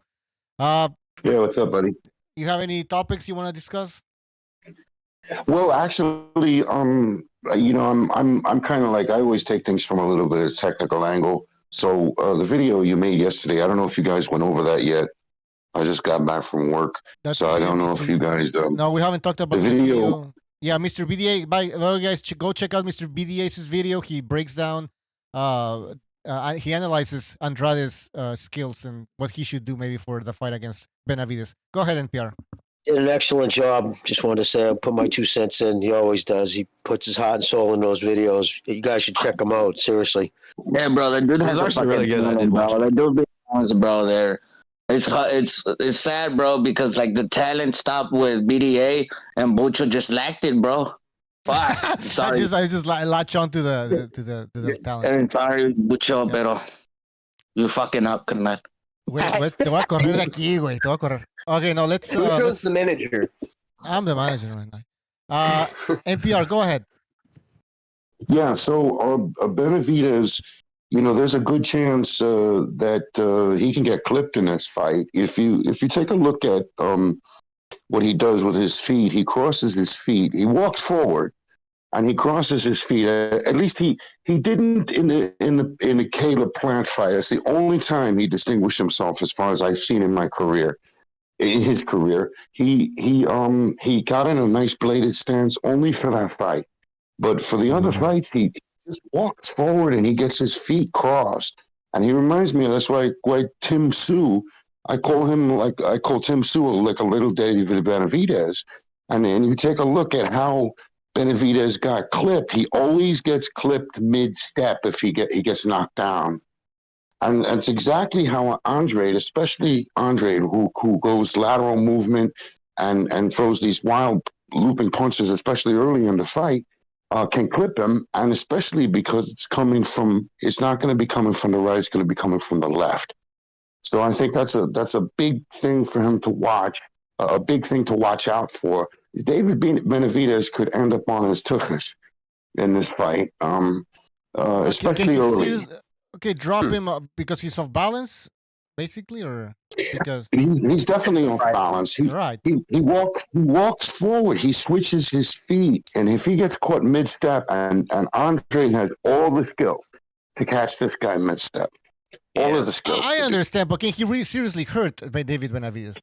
He's talking about when he stacks his feet up and pretty much when your feet are underneath your shoulders and you get hit, you fall over easier. He's talking about more of a timing thing. I don't think he's talking about him hurting him necessarily. He crosses his feet mid punch.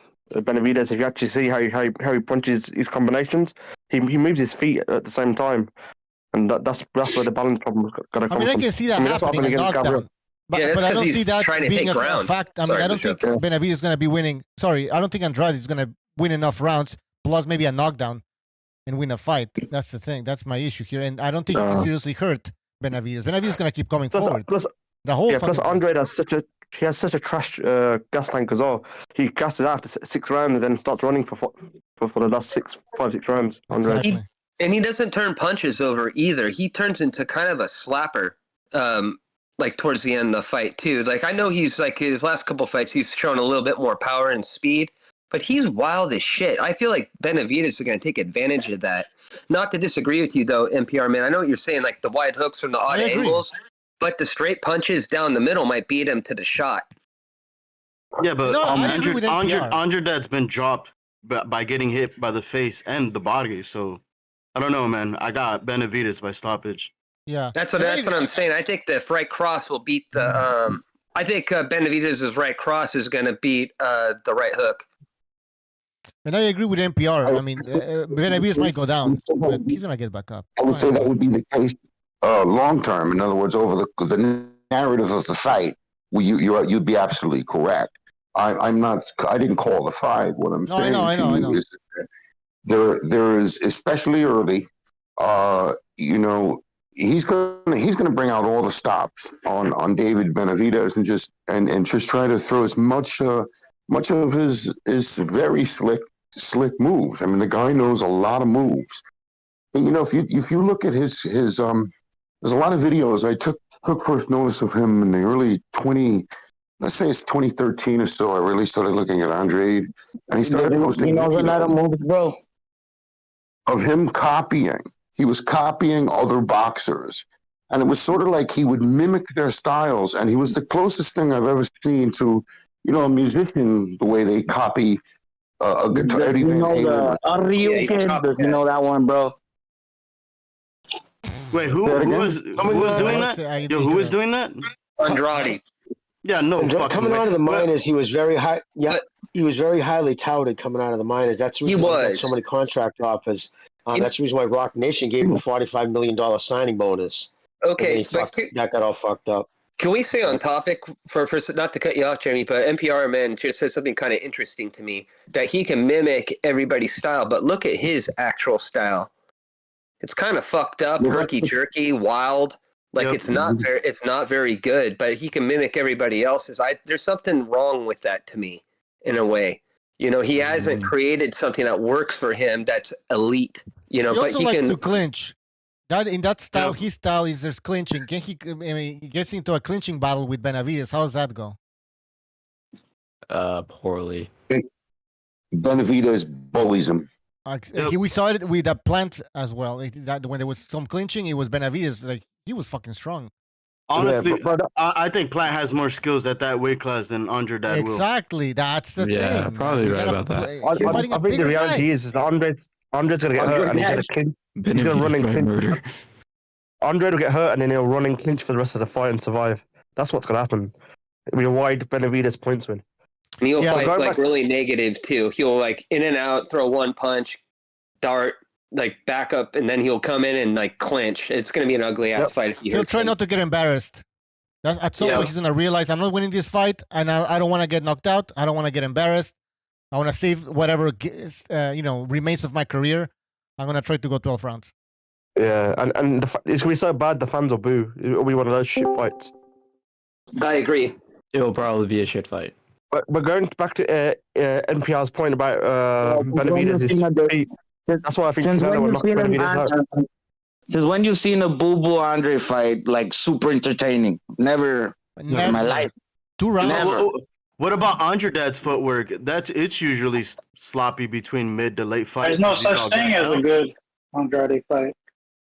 Yeah, that's what I'm saying. Well, he's not really as much of a tactician as people like to claim he is. He's more just awkward. And like his size has kind of bailed him out, in my opinion. We've seen some of his other fights, like at 154. I thought that Vanis fight, I thought he lost that shit. Yep, that's a controversial decision. No, see, a tactician is implying that he's deep thinking while he's fighting. I don't think he's deep thinking while he's fighting. I don't think. I know. I'm not saying that he is. I'm not saying no, you're not. I heard exactly what you said. I'm just saying that implies that he's the deep thinker while he's fighting. I don't think that. I think his style makes it look like he's a deep thinker during a fight. Right. In reality, he's just doing random shit.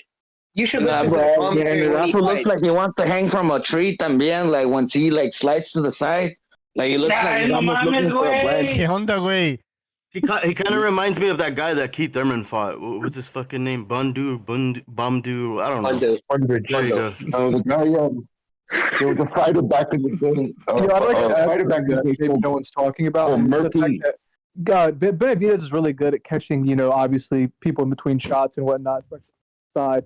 But the hand speed of Andrade is something Benavidez has seen. Yo, Dora, you sound. You're underwater, Dora. You're underwater. Faster puncher. I think people are gonna be surprised at how hard it is for Andrade to hit Benavidez. I think Benavidez is gonna take over early and dominate him early. He's gonna have this kid figured out pretty soon. I think I agree, bro. I agree, bro. I think Benavidez is gonna. Sorry, go ahead, Bucho. It's just a quick question then. Okay, so if we kind of all agree that Benavidez should win this fight, how should he win this fight, and what would be a disappointing outcome? By stoppage. If he win by stoppage. If he goes 12 rounds with this guy, first 8 rounds, bro. First 8 rounds. Well, if he goes 12 rounds with Benavidez, he's no. If he goes 12 rounds with Andrade, he's no longer a monster. That's just. Yeah. He went 12 rounds with Benavidez, bro. I mean, with Plant. So. The free state fight, bro. Let's be real. Plant is a 160, 168 guy. He is a real at the weight. He is a legit 168 guy. Hey, Demetrius Andrade is coming up from 154. You know what I'm saying? He's gonna look slow. It never saw He's heavy at the weight. It never saw Plant fought Canelo. Plant fought Canelo. Let's not forget. I guarantee he's gonna be slow in there, bro. He'll be slow compared to what you're used to. I agree with that, but I don't know. He might be fast feet-wise because he's not got to cut the weight. He's not got to drain his body out as much as he used to. I don't know, guys. This fight's 100% going 12 rounds, in my opinion. I think Andre's going to be negative. He's going to survive. I kind of see that too. I agree with you on that. Then he's not a monster. Not a monster. Yeah, Benavidez got to get this crip up out of here, man. Unless Andre can just take an ass whooping, unless he can just take a fucking lynching, he needs to be knocked the fuck out by Benavidez. If Benavidez dominates Andre, that would be where, one, if Canelo beat him, he'd get a lot of fucking credit. But also, that's Benavidez that's dangerous and could really give Canelo problems. That's what I want to see. I want to see, a fight, like a 50-50 fight between Canelo and Benavidez. And if Benavidez bro, supposedly everybody gives problems to Canelo, bro. Everybody. Bro, Canelo's going to stop Benavidez, in my opinion. I think depending on how I hear. Bro, I even hear Crawford giving Canelo problems, bro. Like, okay. Everybody gives Canelo problems. They're just all bullshit. No, there's no tailor-made style for Canelo, I guess, bro.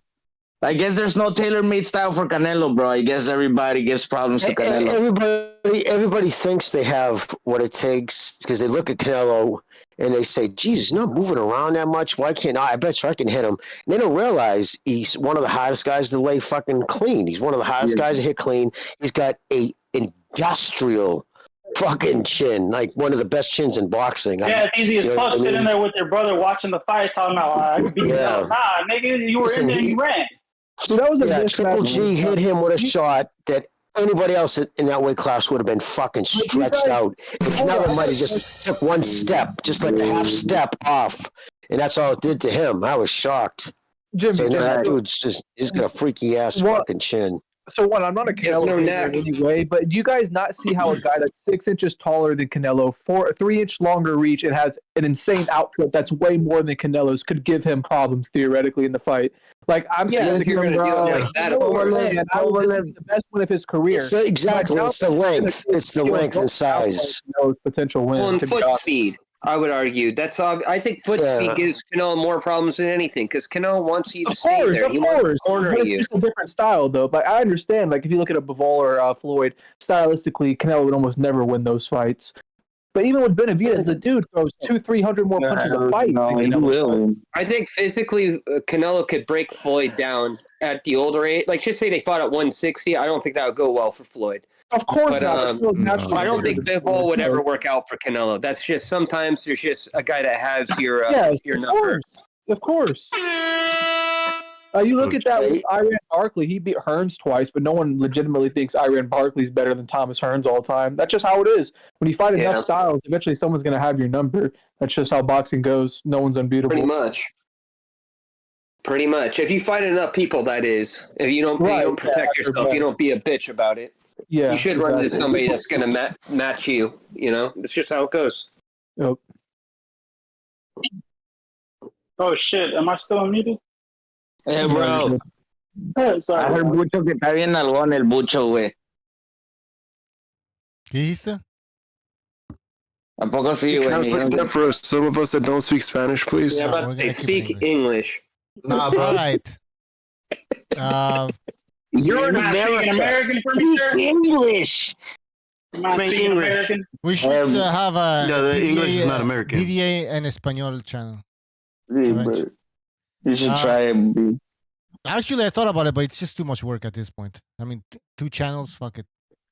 There you go. Cheto de huevón, güey. No, en serio, güey, no mames. Por eso digo que no es mexicano, güey, por huevón, güey. Just put yo Butcher, just put the panelists that speak Spanish. How many speak Spanish? I mean, LT. I mean, I don't know. We'll see. There's a lot of people here that speak Spanish. Well, let's do it. Sorry, fam. I grew up a no sabo kid. No sabo. Do it. Let's do it. Yeah, my woman be getting on my ass every day. All right, we'll do. Our kids are not going to be no sabo kids like you. Fuck you. All right, what else can me? we talk about, people? What I else? speak Spanish. What else is there that's exciting? Come on. I mean, I don't know. Fuck. So Alex Pereira is gonna fight John Black, Jiri Prochazka on the weekend. That's gonna be a stand-up fight. There's gonna be no wrestling. If there's wrestling, it's because Jiri's gonna be a bitch and he's scared of Poetan. Fucking bitches out. But he's not a wrestler, bro. He's not a wrestler. It's gonna be a freestyle. That's gonna be a wild. I think people are underestimating Alex's wrestling, though. I mean, his defensive wrestling. That can't wrestle. Bro, if he stopped Jan Blachowicz, I think he could stop Jiri. Let's take down. Yeah. You know what I mean? Yeah, like I mean, let's be real. Not really. Izzy never got What do you mean not really? The only reason Izzy was on top of Alex was because Alex fell. Alex has really good takedown defense. Yeah, not really, dude. He hasn't been in. Once he gets in there, like if Daniel Cormier was still fucking wrestling, Daniel Cormier would throw him right on his phone. Yeah, but Daniel Cormier is like elite level grappling. I know what he is. Daniel Cormier I'm is talking like about once you get in S-tier. there with elite wrestlers, he really doesn't know how to You mean wrestle. like a Jan? What? Guys, you guys You mean are like a disgusting. Jan? You guys are Peter disgusting. Yan? Or you No, mean Jan. What the fuck? I don't know. Blachowicz? Young Yeah, Blachowicz. dude, that guy was like a Polish national champion. That's like being a high school champ. He's a black belt, bro. Come on. That doesn't mean shit. Yeah, that he's not that. Yeah, no, Yeah, black, I you can don't buy know a what you're fucking, talking you can about. buy a black Dude, I'm a belt. fucking black belt. Do you guys care? I can go and buy a black belt. BDA Bro, that's gonna be a fucking what you see banger tomorrow, is what bro. you get. What the fuck was that? What the fuck was that? I It didn't was play BDA that. boxing. Who played that? Why'd he swallow the microphone? Yeah. All right. I noticed that I can upload sounds, and I have a bunch of sounds, so I'm gonna be uploading as we go on this show. So, guys, keep talking about something that's not UFC related, please. Yeah, can we talk about boxing, guys? This isn't a UFC channel. Yo, I don't know shit about Next week, there's so much boxing. You guys know that? Lead the conversation then. Go ahead. Bro. Tell us about the boxing. What's the next good somebody figure it out. I heard Clarissa Shields, bro. I heard Clarissa Shields. She's like selling her wigs on eBay. Nigga, what? I believe it. She's selling her extensions. I'm waiting for the Alicia Baumgartner thongs to go on sale, bro. I'm waiting for that one. Oh yeah, I'm gonna be right there in pre-orders. What's that that chick smell with like the dead fake fish. tits? I don't know why you're gonna buy that. It smell like steroids and fish. Yeah. Ugh. Yeah, when's the BAM study fight? Is that 2 weeks time? Yeah. All right. Bye. That's a good fight. Yeah, who you guys got for that? Hey, so was she exonerated or No. no? Right, so she's actually suspended. Yep. For what? Cool. I never really followed up with that story. He pissed hot. What'd she do? She took she took like some EPO or some shit. Oh. She got caught. That's the drug, man. If you're gonna be a boss there, that's the shit you need. Isn't she a snack fighter? I think she's a snack fighter. There you go. She's deficient in nutrients. Nah, that fucking Devin Haney interview where he's all like, Victor Conte never gave me anything. He just gave me some vitamins. Why the fuck do they always say vitamins? They always say the same shit. They all say, "Oh, he just gave me some vitamins." What the fuck are vitamins? Those are his nuts. Are they putting his nuts in your mouth? It's just, just a multivitamin. I wonder if when they sign the contract, they're supposed to say that, like, kind of like the fucking El Heyman thing, saying "Thank you, El Heyman." It's like a non-disclosure That would make a lot agreement, more right? sense. Now you tell them we give you vitamins. Yeah, I could see that while they're prepping to give them vitamins, how they're giving them the speech to say vitamins. It's like when he's shooting them in the abs with the needle. It's like, these are vitamins, bro, when they ask you. Okay? Yeah, and they make him do it himself, though, so they're not implicated. Right, here you go. Right. Here you go. Here you go, little Haney. Here's your 10 cc's. That's what they did with Shane Mosley. They have that on fucking video. Victor Conte is like, you do it like this, and he's sitting there in a chair. That's fucking funny, bro. That's crazy. And he denied it in court. That's why Shane Mosley lost a lot of money, too, because he lied about it. And they had him on fucking video. Shane Mosley lied about it? Yep. That's fucking hilarious. Hey, when do you guys expect Canelo to announce his next fight? Good question. Canelo, so he's supposed to be fighting on I think Cinco de Mayo. I would say. May. Oh, let me say something. Cinco de Mayo, they do say weeks from that. So go backwards. Take 2 weeks off of Cinco de Mayo. That would be April 15th, April, January, March 15th. Right around that time, March. The middle of March. Who's he March fighting? Man. Is he fighting Munguia? I think so. Nobody knows. Canelo's not fighting a Cinco de Mayo? No, well, yes, he's fighting Cinco de Mayo, but he's going to announce his fight obviously before he starts training camp. 8 weeks prior to Cinco de Mayo. So you give it 8 or 9 weeks. It's how do you guys feel about early March. I don't like it at all. Who knows? No damn Nobody knows. No, I'm saying, what is your opinion? Guns. He's talking hypothetically. If he did, like, what do you guys think about him fighting Munguia? I don't like it at all. I'm not talking hypothetically because I didn't mention Munguia. I just said that he's going to announce his fight around the early part of March. Said it, Gonzalo. I'm asking hypothetically, if it is Munguia, how do you feel about it, bro? Right. Just a simple hypothetical question. I don't like it personally. You want to show? I'm about to trigger Gonzalo. Oh no. No. Do that. I don't like that fight. I think. Sorry. I thought Davidchenko beat Munguia that last fight. Yep. He's too wide open. The flags. He's too wide open to the hooks. He's like, remember Takashi Inui? Like his head is teetering and the weight is like a bobblehead dog. Remember? Do you know like those? Do you know like those bobblehead dogs, like the baseball players? Yeah. Like they're teetering and Hey guys, Yo guys, did you why don't hear you grab about your balls and pick Andrade to beat Benavidez? What about that one too? Grab your nobody balls. grabbing their balls, man? Why are you talking about balls? I want to see Andrade get his ass whipped, bro. What do you mean? The fuck? Huh? What you say? We'll be glad to see Andrade get his ass whooped and get out of the sport. I mean, look. I would like to see Andrade get his ass whooped by Benavidez as well. But the reason why I'm picking Andrade is because there's this feud between Canelo and him, and I just want to see that. I just want to. He called him a shit fighter and all this shit, right? And a lot of people have been ducking Andrade. Let's be real. Okay? We can't just say that. No. We'll stop you right there, bro. We'll stop you right there, bro.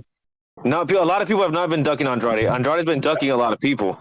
He doesn't really put himself in position to be. Think about it this way. He doesn't sell. All right. I mean, I guess when's the fight gonna happen on the 28th, right? 25th. Right. We'll 27. We'll find out if that's true or not. We'll just find out if that's true. If whatever Canelo told him, you're a shit fighter and all that shit. We're gonna find out. Have you seen him fight? I have seen that fight. Yeah, I'm not saying it's not the most pleasing thing to the eye, bro. Trust me, I'm not a fan of that type of fight. But being a technical skilled guy. He's not technical skilled. Like Wilder sometimes. I feel like with things, Benavidez' slow ass feet and his ability to have he has a hard time cutting the ring off. It's gonna be a big fucking problem. I agree with that. I think he can fight really negative. This could be a fucking I think he'll win a lot of rounds before either he gets stopped or he probably pulls off a decision. I don't know, bro. It's a tough one to say. I wouldn't bet on it. Andrade has never fought a world champion. Never ever beat a world champion. He's never fought a world champion. You know what? That's a good analysis. Look. He never fought a world champion, right? Sulecki was a guy that beat Danny Jacobs, got robbed by Danny Jacobs, and he made Sulecki look like a chump. He didn't give a round to Sulecki. That's why. That's why this is a problem. Andrade robbed Valdez. Like, what are you talking about, bro? Yeah, how fucking good is Sulecki, though? I know, bro. That was way back in the day. People changed. They get better. Okay. Andrade got dropped by Desmond Nicholson, who fucking. Vanya's beat Lara. In a 10-rounder. Beat Lara too. He got robbed by Lara too. Bro, who did Lara? Lara beat the shit out of Desmond Nicholson. Andrade got dropped by him. What the fuck are you talking about, like, bro? Vanya's the same guy you're talking about. Vanya's that beat Andrade and Andrade robbed him. Vanya's also beat Lara and got robbed by Lara. Oh damn! Everybody's robbing Vanya's. Everybody's robbing Vanya's. It is honest. You have to call. There's no why. Yeah, but the thing is, who gives a damn about that? That shit's back in the day. And Lara arguably beat Canelo. Okay. Okay, so in his last fight, Andrade got dropped by a body shot against a little puncher, who then got knocked out in 4 rounds in his following fight, Desmond Nicholson. Maybe he didn't come in his A game. Bro, even Belonga beat Desmond Nicholson. That's how bad Nicholson is. He probably didn't come in his A game. Just think about it. Why are you making an excuse for him, bro? I'm hearing a lot of excuses. Andrade like pretty. I'm not saying that Andrade is a good, like, he has good punch resistance. He has I don't know about punch resistance. No. I'm not saying he has good punches. Catch me right. Like, I'm not saying that he has good punch resistance. I think he has okay punch resistance. But the thing with him is his foot movement. That's going to be giving him huge problem. He's going to be miss all day, touch him up, frustrate the shit out of him. And who the fuck knows what could happen in that fight? I'm just saying. I agree with that. Hold on, bro. We were just talking about Hold on, bro. We was just talking about Desmond Nicholson, bro. That was at 168. Andrade was not moving around the ring like that. He was not looking fast. Desmond was on his ass, and it's the weight. He's going up in weight, bro. When you gain 20 pounds to 15 pounds, your legs, that's heavier on your legs, bro. You're not gonna be dancing in the ring. Andrade is not a nimble foot guy. He's not he doesn't dance around. He doesn't pivot like someone like Lomachenko, bro. No, he's kind a of fencer. He's not like Lomachenko because he's more from a further distance. Lomachenko takes more risks than he does. Well, Lomachenko walks off the ring. Dude, seriously, look at how Andrade fights. He's a fencer, wide feet. I'm not saying he's not on Lomachenko's level. Not even close. I'm not saying that. I think he has, with his movement, with his ability to, pop shot and take off, kind of like how Lara does. That could be a huge problem. He doesn't do that well. He lunges because he has a wide stance. Andrade. That's what I'm saying. He does run. But I don't know, bro. I personally, I would not bet on Benavidez. Yeah, I wouldn't bet on Andrade on that fight, bro. With Caleb Plant, I automatically pick Benavidez. But with that fight, I wouldn't go with that. I'm not gonna lie. This feels like it's gonna look like Navarrete fighting Fulton. Navarrete fighting who? Fulton. You know how Fulton have that white ass base stance? That's how You're talking about Fulton that got knocked out by anyway? That Fulton? Yes, that Fulton. I'm saying that's what it's gonna look like. Navarrete versus Fulton. There's gonna be a hella fucking punches against somebody with a white ass stance trying to lunge in. Yeah, it doesn't work out for fencers that do that kind of shit usually. You don't want your feet too wide because when you go to retreat, like, you can't pivot back again. I don't know, man. Does that make sense? What I'm saying? You have to step. You can't pivot. You have to step if your base is too wide. Yeah, you have to regather your fucking base again. That takes too fucking long. But he does have Andrade does have good fighter boxer instincts. I won't say fighter instincts. It's more like boxer instincts. He got good boxer instincts more than anything else. Yeah, A lot of tricks. He has a few tricks. He's got a few tricks that will work for him for a good couple of rounds, maybe 4 or 5 maximum. But then he resorts to just pop shotting and go in circles and shit. But the thing is, though, his matchups haven't been great neither. So if he goes up against a guy like this, studies him enough times, he's going to put everything he got on this fight. So I don't know what will happen in this fight. He does have skill, man. Andrade ain't no joke. I don't think he's a joke. I just don't like the style. Claim that he has been the one ducking, but there could be a lot of truth to his story about. Why would we validate that? Why? There's a lot of money to be made. Well, why would he not fight, bro? Like, think about it. Dude, he doesn't draw any money. That makes no sense right off the bat. What are you talking about?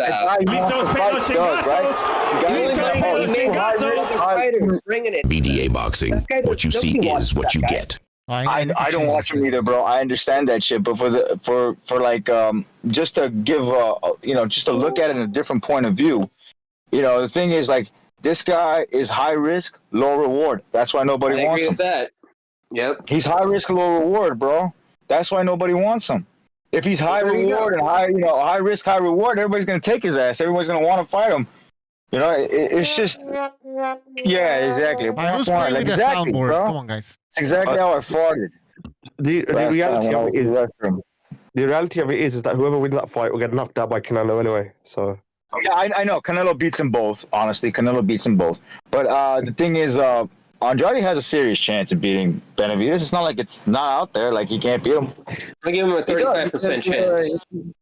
And I'm gonna risk it. I'm gonna say he doesn't. I think that's solid. I mean, he's not lying. Like, Andrade does have a good chance because Plan was about boxing the shit out of Benavidez. He just gassed out. Dude, Caleb, we don't know what Andrade is. 7 rounds out of that. Oh no, he said 7 rounds. I said 7. I mean, he won 6 rounds or something like that. I don't know. That shit was almost a fucking draw against Benavidez. If Benavidez didn't just dominate, that was basically a draw, bro. Because that was a draw. I easily 5 out of those first 6 rounds. Exactly. So if Caleb Plant did it, and if he is a little bit better than Caleb Plant, we're talking about a guy that beats Benavidez by at least a round or two. That's the big if, though, bro. Andrade doesn't have the discipline to keep that strategy. I don't know. Andrade's gas tank is pretty bad as well. I don't think he has the discipline to keep that. Maybe. We'll see. We don't know. We'll see. Yeah, he does show like gas. And there's no way the PBC will let Benavidez lose on points. You're crazy. I think that's to be the case. You forget him. He's Andrade is Crip, so you forget about that. Andrade is Crip, bro. So what? Bro, he's Andrade not developed. Why did you do that? He's gonna get that decision in Vegas. Yeah, I have a question for you guys. Yeah, go ahead. Yeah, so let's just say Andrade comes in 1 or 2 rounds fighting from the outside, kind of like with his style of popping in and whatnot. But what happens when Benavidez works the inside and he makes it into a brawl? Does Andrade have the discipline to? I know what you're saying. Inside game. Does he have the discipline? Because I kind of feel like he's not gonna have it. I think he's gonna want to fight him, and then it's over. He flinches a lot. No, he's not gonna want to fight. He's gonna. You know what Andrade's gonna do? He's gonna pop shot him, similar to what Caleb Plant was doing, running around the ring. Keeping Benavidez in the center, and he's gonna pop shot him with a jab, and occasionally throw his. I don't know. He switches stance, so he can throw with his left or he can throw with his right, whichever. Or throw. He throws the hooks that he does to the body, to the head, and then move out of the way before even Benavidez has a chance to catch him coming in. All that kind of shit. Maybe Benavidez at one point in the later rounds will catch him because he'll catch the timing, like in the mid to the late rounds. But is that going to be enough to bulldoze him after he kind of hurts him? If he does hurt him, that's a question, because Benavidez don't really hit that hard as people think he does. He hits hard, but he doesn't hit as hard. He ain't no He's Golovkin. a combination puncher. Yeah, he's a combination puncher. People said Plant hit harder than fucking Benavidez, bro. I don't know about that. I don't know about that. No, I'm serious. Plant hit harder than Benavidez. The only difference is Benavidez don't quit. He just doesn't have that. He's got that, battery that that just keeps going like the Duracell bunny. Just keep going. Okay. On the question very easily. And that combination eventually gets to the opponents. And you mean the Energizer bunny? Yeah, exactly, bro. The Duracell. Or it's Energizer. I said Duracell. My bad. Some people just like to fight differently. Half of those punches that he throws are throwaway shots, and he's measuring to make sure you're in place for the next shot to hit. He's actually really good with that. Most guys don't throw like 6-punch combinations. 2 of those punches are measuring shots to make sure you're still going to be there. Like, he's really good at that. It's high-level shit. But it's good shit. Don't get me wrong. It's he goes in a high guard. He comes up to you. He throws a bunch of combinations, but he waits until you throw a punch to catch you once you're throwing. He's a counter. Well, yeah, you're right. Like, he'll draw out the jab, and he'll come over the top with the right hand. That's actually kind of a little bit different with him. He comes over the top. BDA showed this. So I was actually really pleased with that he spotted it. He comes over the top with the right hand, so he kills your combination immediately when you go to jab him. He kills the combination, then he starts his, and he fucks you up. He completely kills your momentum. He's a good fighter. That's true, but Andrade ain't going to stand there all day, all night with this dude, just like Plant really didn't stand there all day. He's just going to pop shot him and take off. And he's got that, athleticism, that slickness, as BDA likes to call it. That'll be for a limited time, though. I think we both agree. Yeah, he's not going to do that. I haven't seen his last fight, to be honest with you guys, so I'm just going off his best performances, and I think his best performance was against Sulecki, and that was years back. And I'm hoping that that's the Andrade that I'll see. And if, the weight is not going to be an issue with him at 168. Has he ever fought at 168 so far, or he hasn't? No.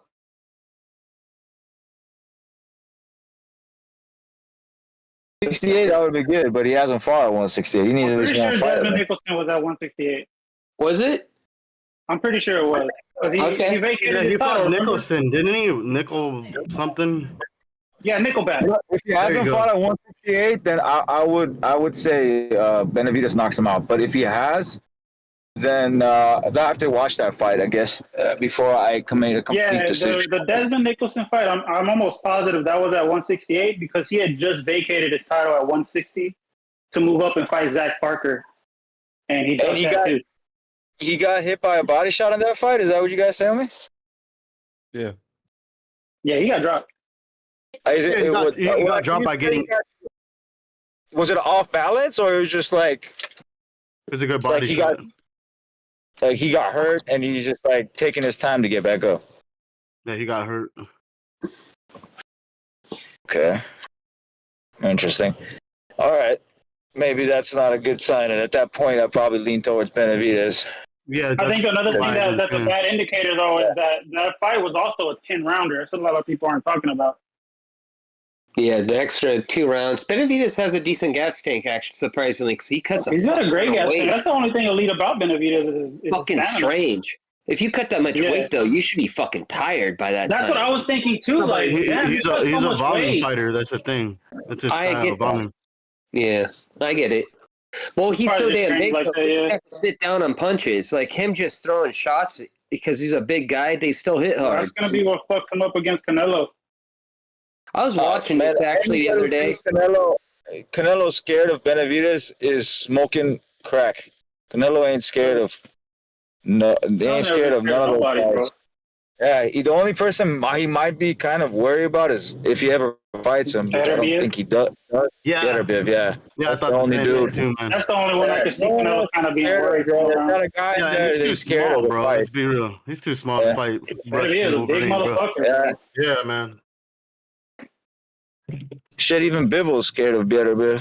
Exactly, man. Why haven't they? Bro, he is, bro. Like he is, 6 right? years. It's been like 6 terrified, years, bro. He's scared shitless, bro. He's not scared shitless of him. It's just a horrible fight to go through. He knows it's going to take 3 years off his life. I get better.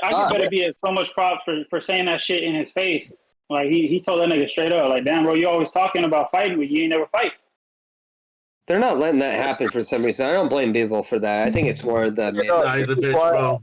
Why you guys gonna call me a fanboy, but I don't give a damn. I'll say it anyway. This is why I like Tyson Fury a lot, because even though I'm gonna say why. Just hear me out. Hear me out. I'll hear you out.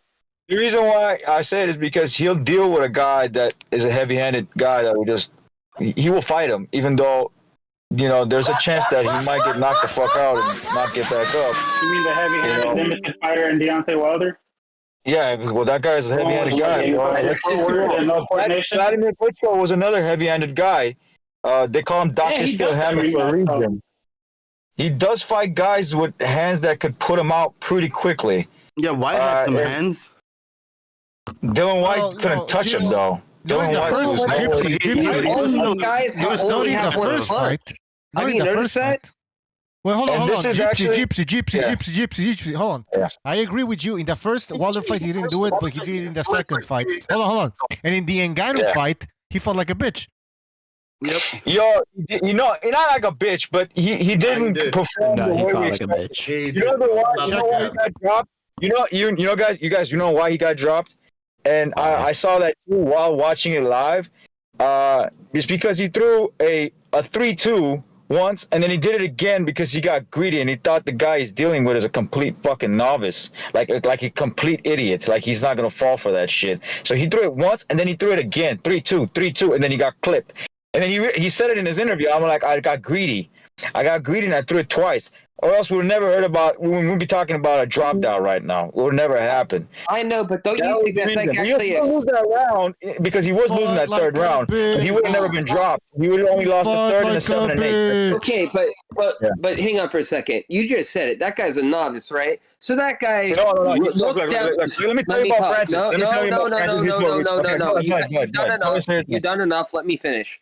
All right. Okay. Let me finish real quick. All right, so he rode down across, right? So think about it. He got his 3-2. He rode down. He blocked the hook, and then he looked down the cross, and he came over the top with the hook to the head. That's actually a kind of a high level counter because it's dangerous as fuck. Think about that. Not a lot of guys do that. Danny Garcia does it. Who else does that shit? Who rides the left hook like that? Where they're like literally they'll turn their chin and they'll throw the left hook. And they'll trade it. Yeah, bro. Yeah, he's not a novice. I just say novice because people who think he's an MMA fighter, they automatically think he's a novice. John Jones can't do that with Tyson Fury. He'll get his ass kicked. Everybody, even John Jones himself, said when we were thinking about fighting Francis, he's like, I'm thinking about if I'm going to get in with that dude, there's a high probability that he'll knock me out, or break my jaw, or some crazy shit with Francis. Nobody stands toe-to-toe with Francis. Nobody. No, that's not true. Gain did. Gain what? Circled around the ring. He was actually schooling him, bro. He did the first time. And the second time, he had him going, and then he got fucking greedy. He had him hurt. Gain was schooling him, bro. I don't know why we fanboying. Yeah, Gain was schooling him. That's why he was holding on to dear life every time he threw a few shots. He don't want to trade. Francis was the one that became a fucking grappler because he was getting schooled. I don't know about you guys, though, but I had a homie who is a big UFC fan. He's a big UFC fan, and we had that conversation about the UFC, the Fury fight. Excuse me. I saw Fury fighting like he always does. Very exactly, bro. That's how very jerky, very left and right. Like he normally did. He does fight normally that way, but the only thing is, what Fury's issue was? His accuracy was kind of off. He missed an uppercut that he would normally land. He twice. I don't know exactly what uppercut you're talking about. Yeah. Yeah, he missed that shit. He missed a couple of right hands, but surprisingly, he was the one landing more right hands or left hands, depending on which stance he's choosing, than Ngannou. But Ngannou caught him with good shots. It's not like he didn't. Ngannou caught him with a couple of shots while Fury landed his own, which made the fight sort of competitive. But realistically, he still lost. Because the knockdown, as I said in one of my videos, I said, man, about scoring and boxing, they judge knockdowns like they're 10-7s instead of 10-8s, bro. Oh, word? Yeah, everybody judges knockdowns like they're 10-7s instead of 10-8s. Just think about it. The guy gets 2 knockdowns in 5 rounds, they automatically get the decision. It's 10-9 for a knockdown. No, for a knockdown, it's 10-8. 10-8. Where? It's 10-8. It's 10-8, bro. Anywhere. It's 10-8. I've always known it was 10-8. Are you serious? Yeah, everybody judges the fight like it's 10-7, bro. Like it's not a 10-7. When a guy gets dropped, it's a 10-8. It's not a 10-7. But they look at it like it's a 10-7. Okay, yeah, I see what you mean. Yeah, that's why they get their scores all wrong. They're like, oh, there's a robbery. Right, Francis didn't get robbed. Yeah, if no, Francis I can beat him see up, that I'll too, be like, because I feel like I do kind of overrate the knockdown. All right, Gypsy, are you done making excuses for Tyson Fury? I'm about to say, dude, this is crazy. Now you're like comparing like boxing scores like he was a boxer. That's nuts. That guy had no business winning like 2 to 3 rounds of that Exactly. fight. That's it. I don't care. I don't know, man. You know, that's a win for Francis. That's a win. It's not. Yeah. But it's a loss for boxing, though. It's a loss for yeah, boxing. it is. Guys, But man, you can't. You know what? The thing is, we say it's a loss for boxing. It is. That's the first crossover ever. That there is in the MMA world, there's nobody that could have, in the heavyweight division of the MMA world, that could have lasted and done what Francis did. The best thing would have probably been good Jones and Gagne. Gain maybe Circle Gain. That's Gagne, yeah, he was schooling him. I don't know, man. Match. Like I don't. That's why you don't go rewatch the fight then. Go rewatch his fight and then come back. Fury came in like 280 pounds, sloppy as fuck. It just, I don't know. I feel like there's actually some people that kind of could have done that, but maybe you're. But you know what? When Francis fights someone else, and if he does perform well enough, we won't call it a disgrace anymore. Because that guy's background, even though it's MMA, he started off boxing, and then somebody convinced him to go to MMA. Yeah, and then he went to MMA. So what does that tell you? Probably wasn't good at boxing. Well, so I'm confused. Do we call him a boxer or an MMA fighter? Because he did do boxing first. He's an MMA fighter. He has no accolades in boxing. Why did he do boxing? He's got a knack for the sport, bro. He's got a knack for the sport.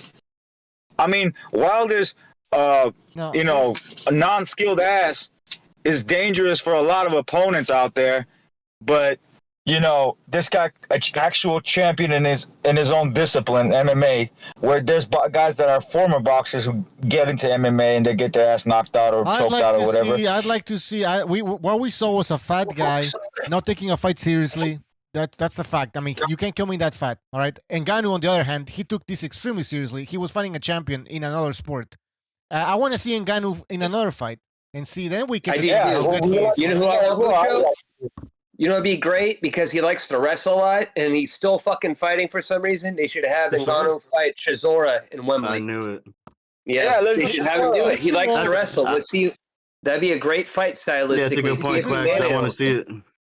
Dylan Bring White. Wilder called him out. Wilder they actually did try to make a 2-fight deal, one in a cage and one in the boxing ring.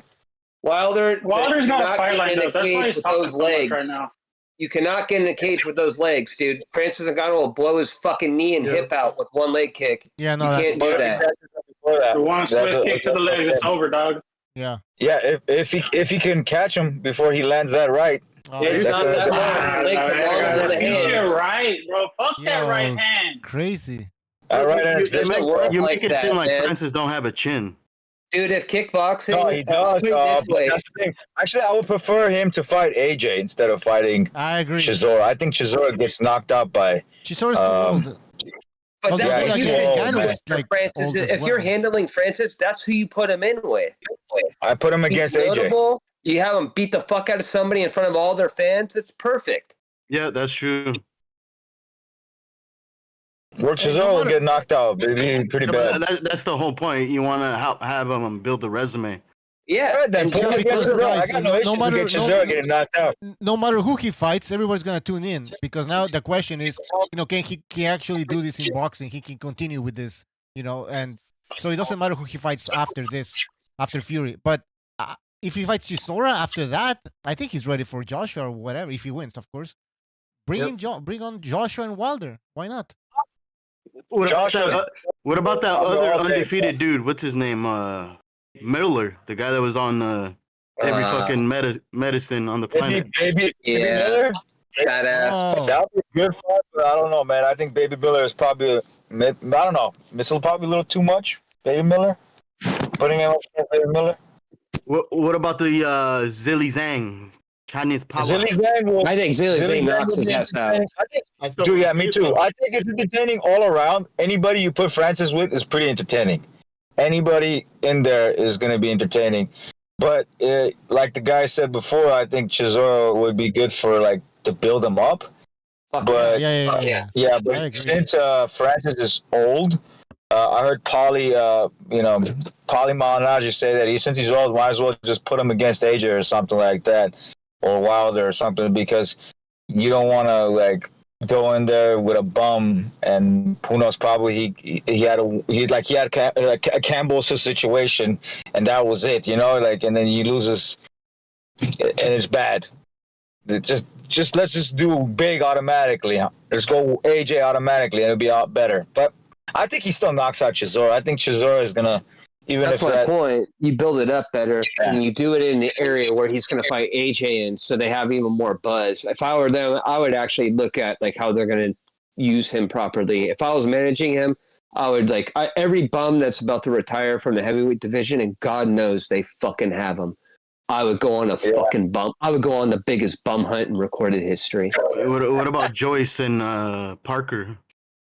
I'd wait. I let them beat the fuck out of each other, and then I pick up the scraps of that. I'm talking about if I was his manager. I'm Joyce saying and like Parker gonna fight each other again?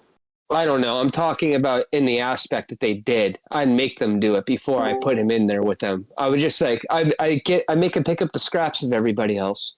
He already proved himself in the aspect that he fought Tyson Fury, and he arguably could have won in some people's eyes. So he has more notoriety than pretty much half of the heavyweight division already. They need to build him up. Yeah. They need to build him up. Well, that's on his decision, man. Whether he fights Wilder, AJ, or whoever. But the thing is, man, AJ needs to grab his ball sack and just fight Wilder, because it's becoming really pathetic. It's really pathetic now. Neither one of these guys have titles, and he's the one shying away from that fight. I guarantee you. What's the story? Nah. You know who you don't put him in the ring with is that Russian dude that keeps like twitching his neck the whole time. You guys know what I'm talking about? Don't do that. Don't do that shit. He'll fucking probably kill Francis, and I don't know how, but it'll be some. The guy with the crazy eyebrows. Yes, and the guy that he looks like he's trying to break his neck all the time because he has he has a Tourette or something like that. I think it's Tourette's or something, but he looks like he's trying to crack his neck all the time. That dude is going to be trouble for the heavyweight division until somebody puts him down, because he goes straight forward. He's dangerous. He's like Mike Tyson, kind of. He's just going in to kill shit. I think the biggest trouble in the heavyweight division, besides Tyson Fury, I think will beat Usyk, but a lot of people have it the other way. That makes it interesting that they should have it the other way, because if it's a one-sided story, then it's not interesting. Let that fight finish, but Filip Hrgović is the next big problem. I think Filip Hrgović, bro, he got a gifted decision against Zilly Zhang. He didn't get it. That guy is not that good at all. That guy's not that good at all. Hold on, dude. He did not look Did impressive. I just hear that? You got to see that fight, bro. You got to see the Zilly Zhang fight and Hrgović. He did not look fucking impressive at all. He didn't look impressive when he won majority of the rounds. Zhang gets pretty hard. Zhang gets pretty hard. And when he did hit him a couple of times, he made it look like he didn't want to be in there. And honestly, the first time I watched it, I thought Zilly Zhang won that.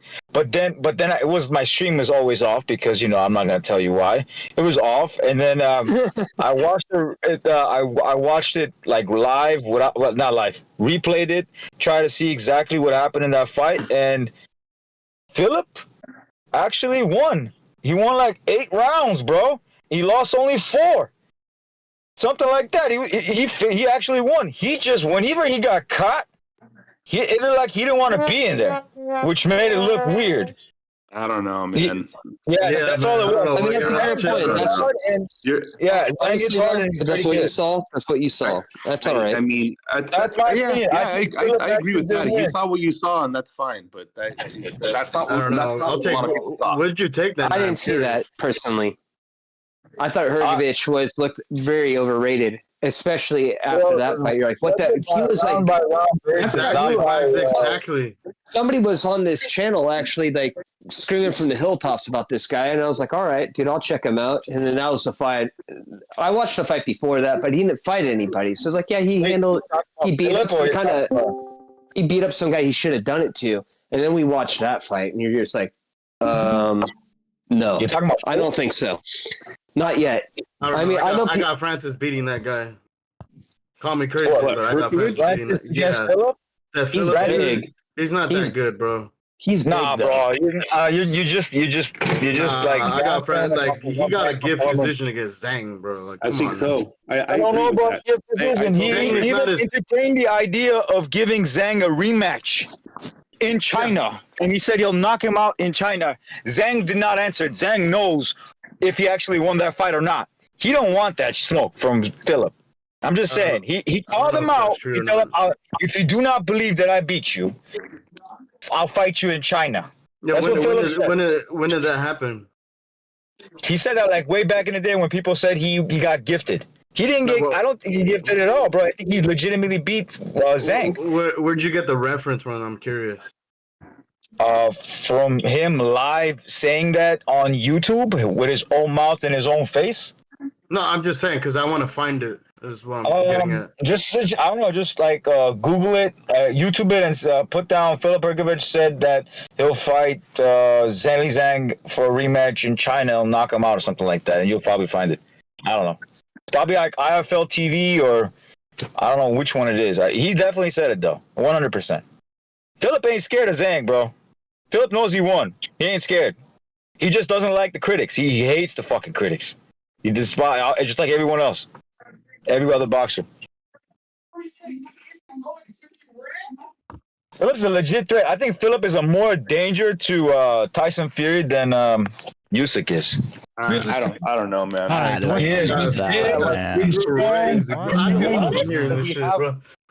need to chill, man.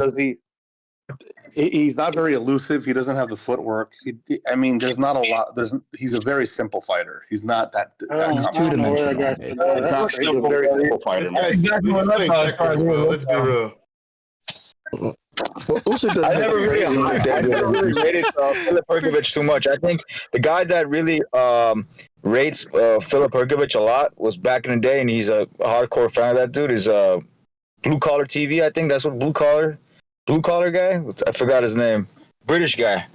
He rates Filip Hrgovic very highly, and I always thought he was. I would say kind of a hype job, but he's really not. He is what he is. He's not like he's not. He shouldn't be rated very highly, extremely highly, like where Fury's at, or maybe a Usyk is at this moment.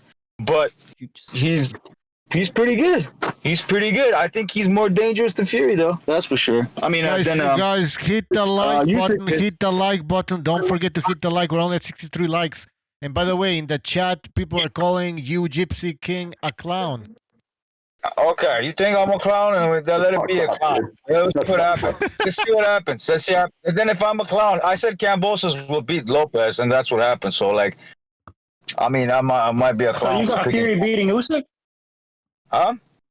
I said what? Fury beating Usyk? I got Fury beating Usyk, dirty boxing, and maybe a controversial decision in that. Fury beating Usyk for ages, for a long time, before even the fight was announced, and that hasn't changed, or even thought about. Nothing that fight can take place. Gypsy, are you telling me nothing has changed in your prediction? Nothing has changed with Fury and Usyk. No, it's always going to be Fury over Usyk because first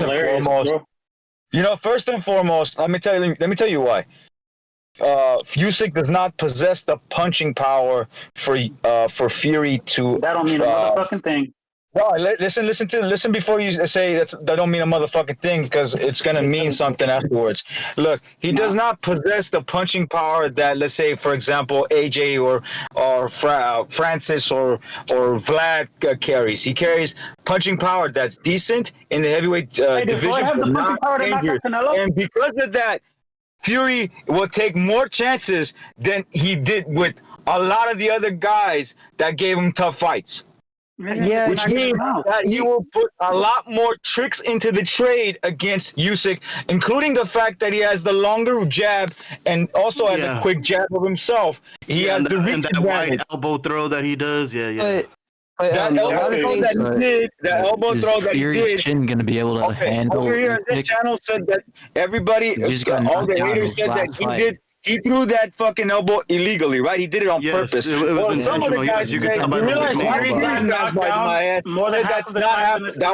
that wasn't done intentionally. It was done intentionally. Yes, it was. Stop fucking capping, bro. Holy shit. Go rewatch it on slow mo. I saw it in slow mo. I saw it in every way possible. He was standing on the elbow. Just because you don't know about fucking elbow throws doesn't mean it wasn't intentional. That shit was 100% intentional. He loves the elbow. Andre Ward threw a lot of elbows in his fights. I know elbows, bro. I know how elbows are thrown. That's Andre Ward. This is fucking Tyson Fury. Yeah, man. Yeah, but I know how elbows are thrown. He threw a hook. He missed times. None of those guys are real Muay Thai fighters. Like, what are you saying right now? Honestly, he threw two elbows in a matter of 10 fucking rounds, and you think that he's an elbow cheater? If that was the case, he'd be throwing it 5 times. Nobody said anything. No. We're comparing him to Andre Ward. We're comparing to fucking Tyson Fury because that's who he is. All right, hold on, guys. Can I just give me 2 seconds? Give me 2 seconds. Give me 2 seconds just for a quick. Think he's gonna knock out Francis with an elbow? Gypsy. Let Who me knocks just out anybody with an elbow? let me just read a quick super chat here. Quick super chat, Sursayer. Thank you for your super chat. He says, Bucho, did you see our B-26 bomber first successful flight? These are making the Chinese very nervous. No, I haven't seen it. I'll check it out, man. So, post a video on the Renaissance Discord. I guess go ahead. What was I saying? That elbow was whether it was even if it was intentional. Let's just say it was intentional. It was 2 elbows? It was intentional. Okay. Let's just say I'm gonna agree with you guys. I'm gonna say it's 2 elbows. Agreeing it was intentional. We don't need you to agree with that. It was intentional. To me, it looked like he missed the hook and he threw it out. He gets in the shot, bro. He walked straight into it. Francis just walked straight into that elbow. All right. Okay, no, hang on for a second. That wasn't a hook. That was an overhand right if you wanted to act like you're disguising it. But honestly, that was a Muay Thai down. That was a down elbow. He threw it right. Exactly. Thank you. He threw it. I know. Well, look how long his arms are. Look how long his arms are. Look at his face. Downward, bro. Okay, he loaded on the shot. Like, oh my god. Maybe bro, he threw a downward. He had it. Look how long his arms are, and he had to fit it into the space. He hit him with the elbow. He didn't follow through with it. But it wasn't a hook. It was an overhand shot. Yeah. Bro, all I saw was that hook. The way I saw it was a right hook that was missed. And Francis's chin, because you sometimes you got a time where the guy's chin's gonna be at some point in time. His chin coming in, he's throwing his chin with his elbow. So why did he lift up his elbow and load on his elbow? Because he dug into that clip. He wanted to land a heavy ass shot. Post the clip so he could see it. Because like this is crazy. I can't believe we're debating he came over the top with it. That's the whole fucking point. He came over the top with it, and he has long arms. Think about what you're talking about right now. You can't. He couldn't land the overhand in the space. What can he do? He has got long arms, bro. He got long arms. You got to do something in the inside game, right? You hit him with the elbow, I guess, right? And it wasn't to knock him out. What you tried to imply earlier, that was to cut him, so the fight would be stopped. Oh my God! To stop with a cut, right? Seriously, come on. Yes, you think he threw that to knock him out? He wanted to knock his ass out. That's why he came in the very first round, and the first thing he did was threw a fucking monsterish. Was it left hand or right hand? I don't know which stance was he on. Dude. All right. I want you to look at the clip. I'm gonna post in the chat. Yo, can you play that for us, Bucho, please? I've seen this scene, bro. Even Fouts. Just look at you put it up. I gotta say something.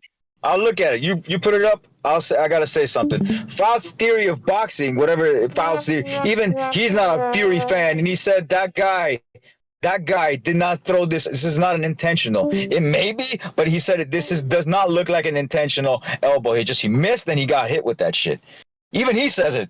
So he says it. I said, "Oh, we're gonna have a difference of opinion."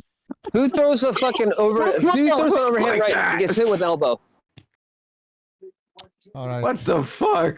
You know who? You know who does that? He misses a little bit. There's in the one FC because they're having a Muay Thai match. Fury's timing was off in that fight. He was off. Jesus Christ, dude! Please This just watch that guy's clip. It going is hard, bro. completely intentional. I'll watch it again. I'll watch it. I don't think you've watched it closely enough. I'm trying to play it. I'll watch it again. What can I say? No, that's true. Someone in the comment section said he didn't miss. That is true. He missed, bro. No, he did not miss. He landed a perfect elbow. No, I'm not talking about the elbow. I'm talking about the glove. He missed the glove. He missed the hook, and then his elbow. He redirected that with an elbow. Maybe he did it because of this also. There's another reason why. The guy's coming at you. He's going to throw his own shot. You throw your elbow, throw him off. You miss, you throw your elbow to push him off. It's also a thing you can do in that process. But You're deflecting a lot right now. Yeah, this is crazy. Intentional elbow. Yeah. It's wonder Fouts' theory of boxing had it the other way around. Crazy. Because I think the camera angles, I don't know what the fuck that was. That's weird. That was just the instant replay, but slow down.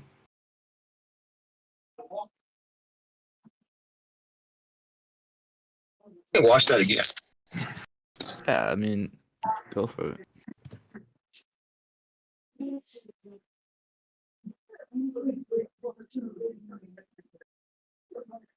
All right.